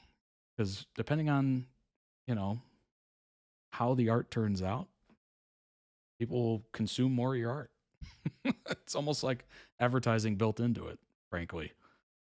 That was amazing. Obviously, it got a little sad there at the end, talking about, you know, passing of members and grief and stuff like that. But excellent music video. The song was great. Sad to hear what happened, but obviously they keep moving forward, keep doing what they can, and you know, hopefully they're still successful. I think they are.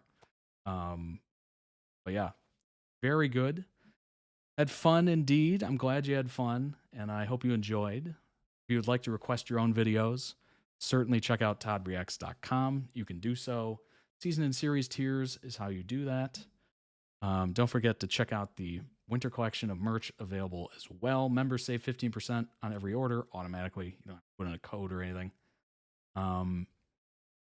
Yeah, subscribe to the YouTube channel. If you haven't checked it out, certainly check it out. If you're on it right now and you haven't subscribed, please do so. I'd appreciate it greatly. Tell people about it. If people are interested in what you're viewing, you know people that would be up to it and would like it, go ahead and share the video as well. That'd be awesome. I've had people do that before and tell me about it, which is super cool. It's always fascinating. Join the Discord. Lots of great people in there. Over 177 amazing, friendly, wonderful people in there. And you would make a great addition. So go ahead and join today. It's totally free. The link is everywhere. It's in the video description. It's on the website. It's on the Twitch profile. It's on the YouTube profile. Everywhere. It's on the website. Go ahead and I think that's it. I thought I had one more thing. Apparently I don't. I looked at the list. I didn't forget anything. Perfect.